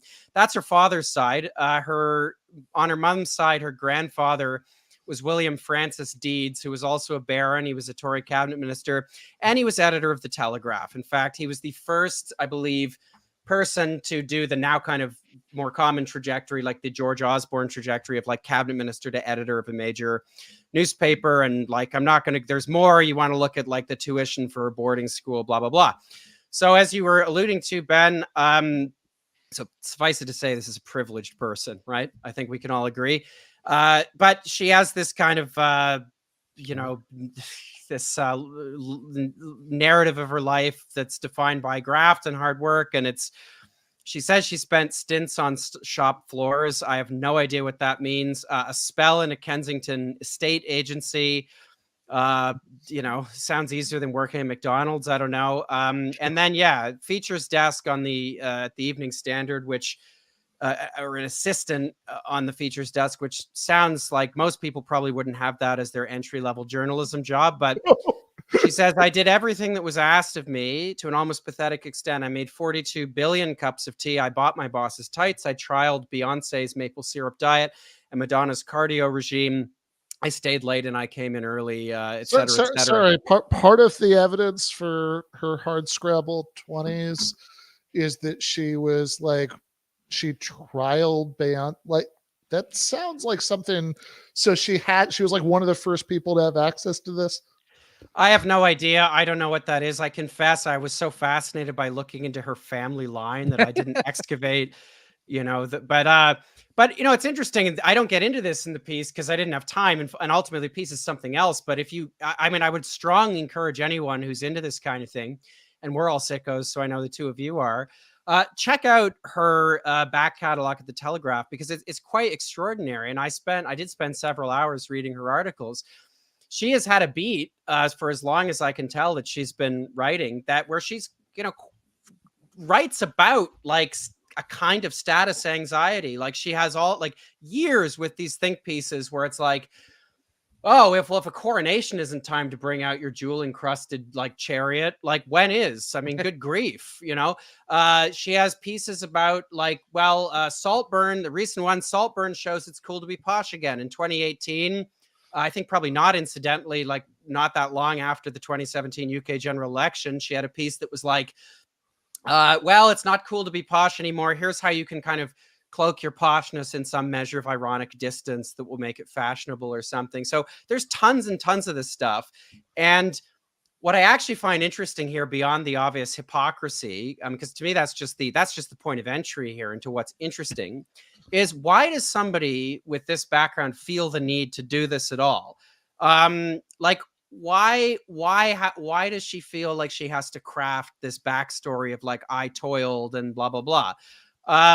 And it occurs to me that an equivalent person 250 years ago, even 100 years ago, would not have felt the need to do this. I doubt if you read the Times of London, I don't know if the Telegraph existed in 1850, you would have found a columnist, like this, or another one of her columns was about like, I'm such a modern person, I don't even use my title, I don't even refer to it, like, I don't think you would have seen that thing, like her title, which I believe perhaps because her father is a baron, is just like your honorable. I think like she has an honorific, like just by virtue of parentage. That's my understanding anyway. People can correct me if I'm wrong.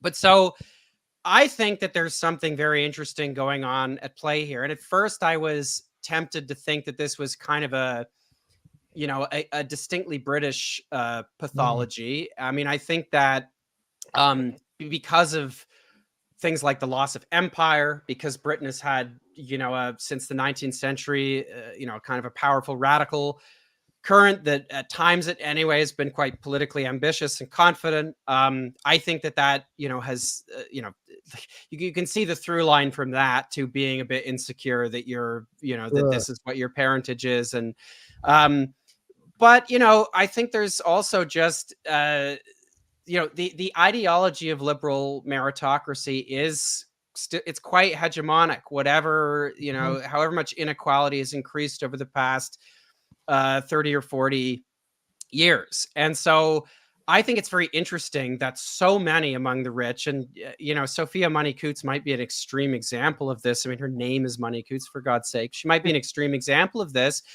And Britain might have its own particular relationship to this that expresses itself in different ways. And it might in the United States, where there's the aristocracy is much newer, the gentry, if you want, is much newer, that, it's a republic. So that, there isn't this history of landed title, yada, yada. But I think it's a more universal kind of phenomenon in the modern age. And I think it really is because for however much we've regressed over the past 30 or 40 years, the dominant ideology is still in some ways, like ways that I think we'd all agree are limited and insufficient, but it is egalitarian in some ways, right? Like meritocracy is an idea that's, it's a fiction that the ruling class in the present day likes to exploit.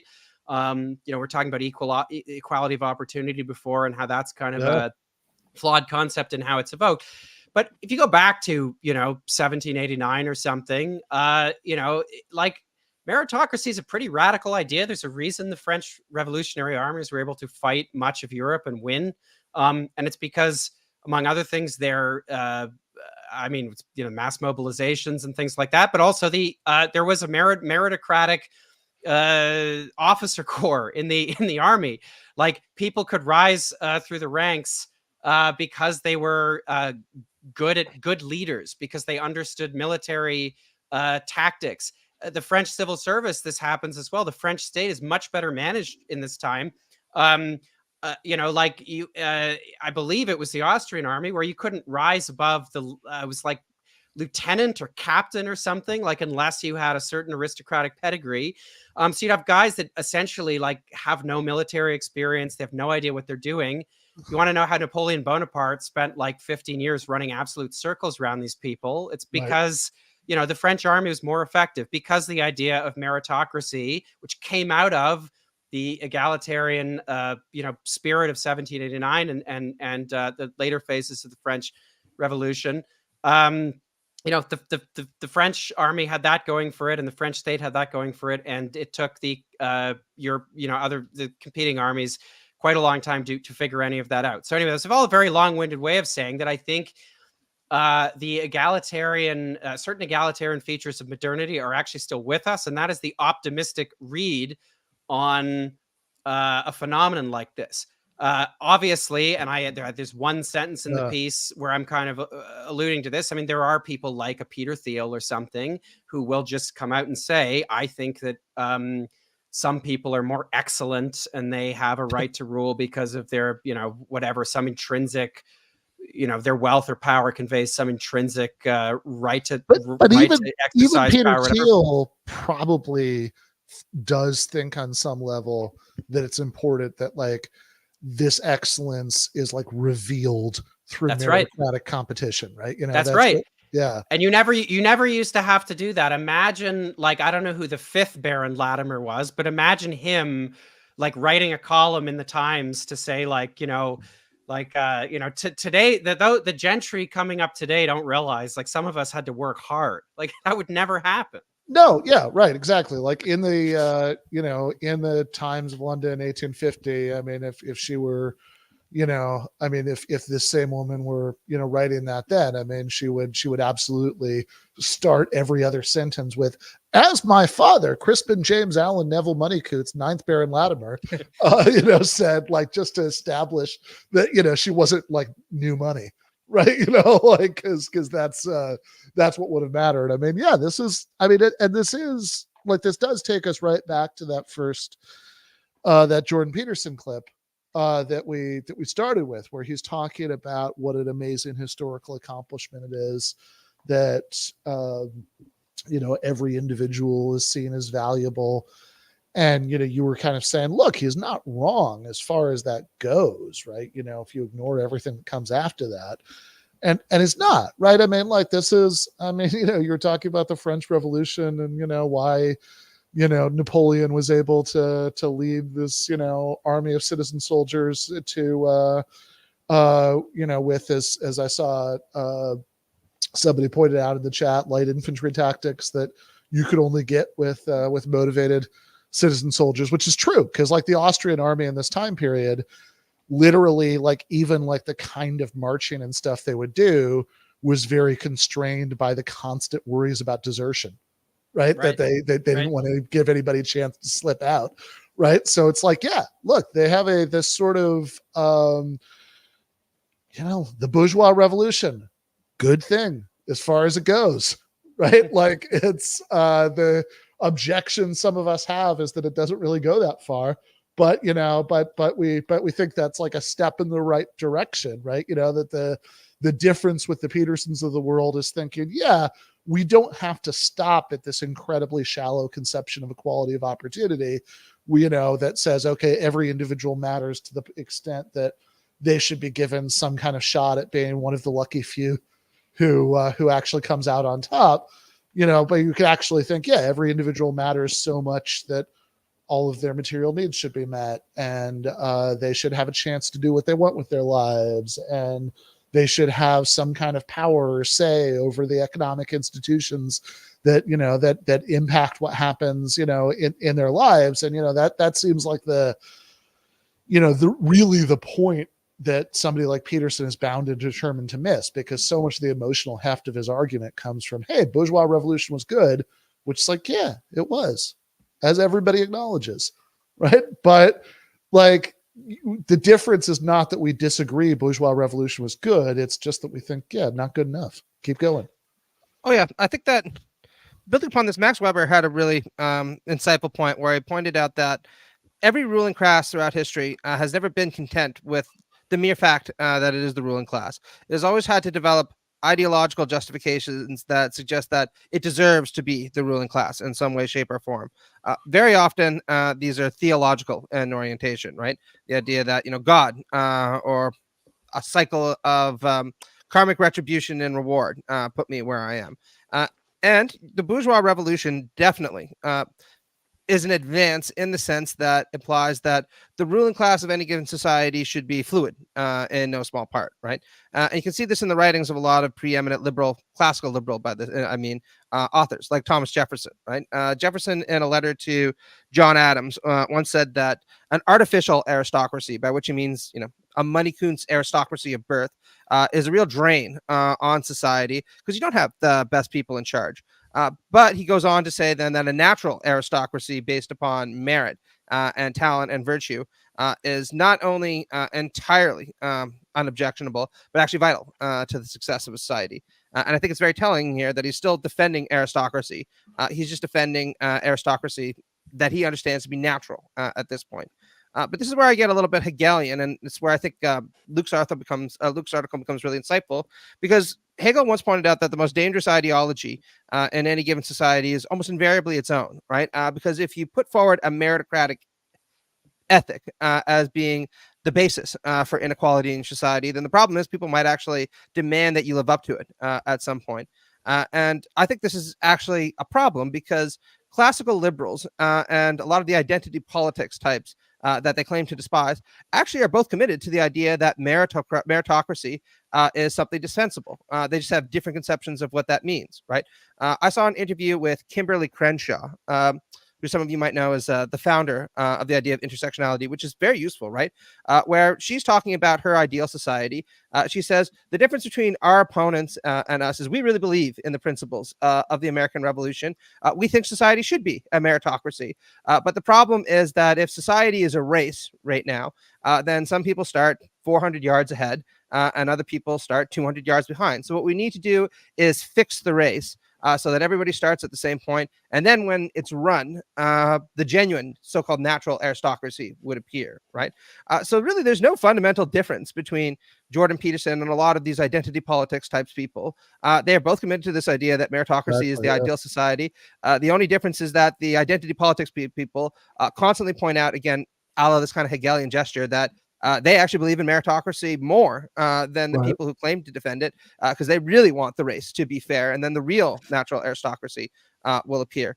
And my view is that the more sincere left position to take is what the left always does, which is point out that it doesn't matter whether you change the parameters of the race. Meritocracy is always going to be a facetious ideology, and this constant attempt to fix it so that we actually get the natural aristocracy that we deserve is always going to produce bad results. So it's time to abandon it for a more egalitarian ideology than either the identity politics type people or the classical liberal type people are willing to accept at this point.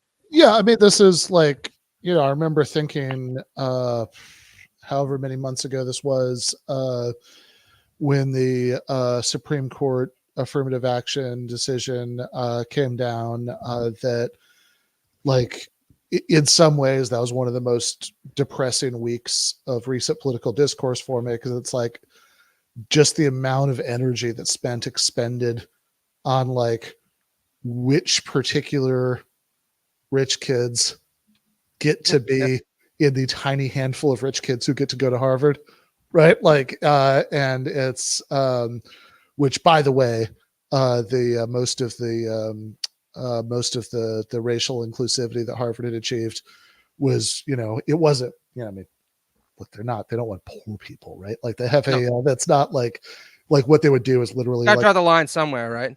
Yeah. I mean, you want families you can have donor relationships with going forward, right? So it's like they would achieve their racial inclusivity goals by recruiting the children of like Nigerian oil executives who would be good for that. But it's like it's like always the thing. It's like, yeah, look, basically, if you're in with this pool, right, and you're like complaining, oh God, I didn't get to go to Harvard because of affirmative action. It's like, yeah, you'd probably be all right. Right. Like this is, it's like, all right, I understand you'll have to go to Brown, but like, your life is basically going to be okay. Right. Like, hey, I'm at Michigan. You can come study with me. Yeah. Yeah. I don't think that, I don't think there's like anybody who's like, who it's like, oh, they're going to go to Harvard unless they don't get in their backup schools like Missouri State. Right. Like you're not, they'll basically be fine, right? You're talking about a whole pool of people who will all basically be fine, and and you're arguing about which rules for deciding which of these people get the very best, most prestigious spots, like more exactly conform to meritocratic ideals. And it's like, yeah, I just don't really want to spend that much time arguing about that, right? Like, I'd much rather spend my time on like, is this what about the other, 97% of the population, right? Like, is there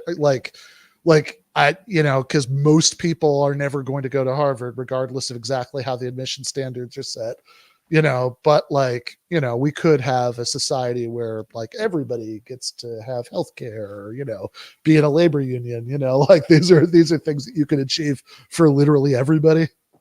Oh yeah, absolutely. I mean, Current Affairs had a joke about this old conservative diatribe about the oppression Olympics, which does happen every now and then at the Odd University, and I find it frustrating, right? But they very rarely talked about how classical liberals and many conservatives will do just what Luke described in his essay, which is tear themselves apart or pretzel their own logic into weird shapes, trying to prove that they are genuinely part of this natural aristocracy, to the point where you'll even have people like Donald Trump describe himself as not really part of the lucky sperm club, right? Because he only got, a little $2 million loan to start his business, and a couple other tens of millions of dollars here and there, right? Or this baroness who's like, yeah, but I had to sit there and serve tea to my boss, who ran one of the biggest newspapers in the world. So I've done my dues. And my response to all of this is when you have to pretzel your mind so often to try to justify some kind of ideology to yourself, the problem isn't that you haven't thought through the ideology carefully enough. It's that the ideology is unsavable, right? And that's why it's time to get rid of meritocracy, right? Because the reality is that, as Rawls and many others people point out, you're never going to have a meritocracy in the sense that the deserving, at the very least, are going to wind up at the top. It's utopian to try, and we're better off just accepting that and moving on with our lives than reading more columns by baronesses talking about how they really worked hard to get where they are. So they deserve, to be able to enjoy their crystal carriages when they're going through the street, and they shouldn't be made to feel bad about that any longer. Yeah, look, but I do really enjoy. Like, I told you. Yeah. Awesome. Amazing. Oh, yeah. Check out the back catalog. Everyone should check out the back catalog. It's great. That's so good. Yeah. No, look, I really enjoy this. Like, I like the fact that so PragerU, like a month ago, put out an article about capitalism and how capitalism is about a free society that's not about status. That I didn't even realize this until much later, but the guy who narrated the video is literally a member of the House of Lords. And so it's like, yeah, stuff he's like sticking that. it to the liberal elites, Ben. So really, he's one of the people by proxy, right? So yeah, look, the more these like excoriations of lazy boomers can be written by people, Zoomers can be written by people like the daughter of Crispin, James Allen, Neville Money Coots, 9th Baron Latimer, the happier that I am, because that is exactly say that 10 times fast. I'm gonna practice so I can. Yeah, the better it is. It's like, I fucking love it every time Alan Dershowitz goes on TV to defend Israel, because it's like, yes, this is the person I want to associate with this cause in the public imagination. More Dersh, please. All right, guys, this is so much fun. People can read both of these articles that we were just talking about in Jacobin. That's the rich on top of the world and very anxious about it.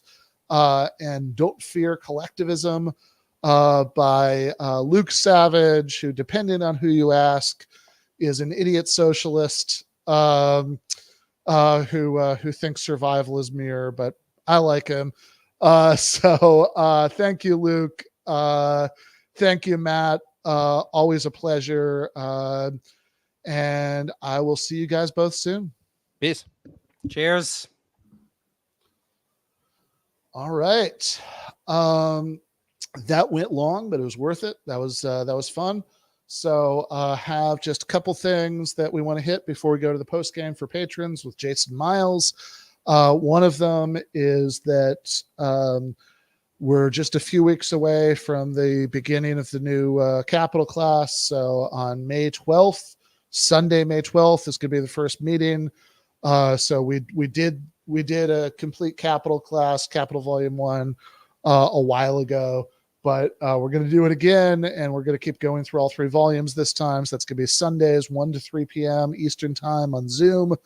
From May 12th until whenever it's over. We're going to start with the introductions in Chapter 1 on May 12th. So you can sign up for that at patreon.com/Ben Burgis. But also, we have, for those of us, not us, I'm outside of the lucky few here, those of you who live in the center of the universe, the Big Apple, what's coming up there, Jake? So I am going to be giving a reading of my novel, which is in progress, but it's my thesis project for a Hunter MFA. So there's going to be some other people reading fiction, nonfiction, poetry. It's at the KGB bar, which, Ben, you know pretty well, right? The KGB bar. And I think a lot of left-wing people in New York know the KGB bar pretty well. So love that place. Yeah. Yeah. Ben and I met up there last, I think maybe 1 or 2 times ago when we were trying to, but it was closed, I think, to meet up. Yeah. So I think that time, I think we were unable to, but yeah, that's been a pretty regular fixture of trips to New York for me for a very, very long time.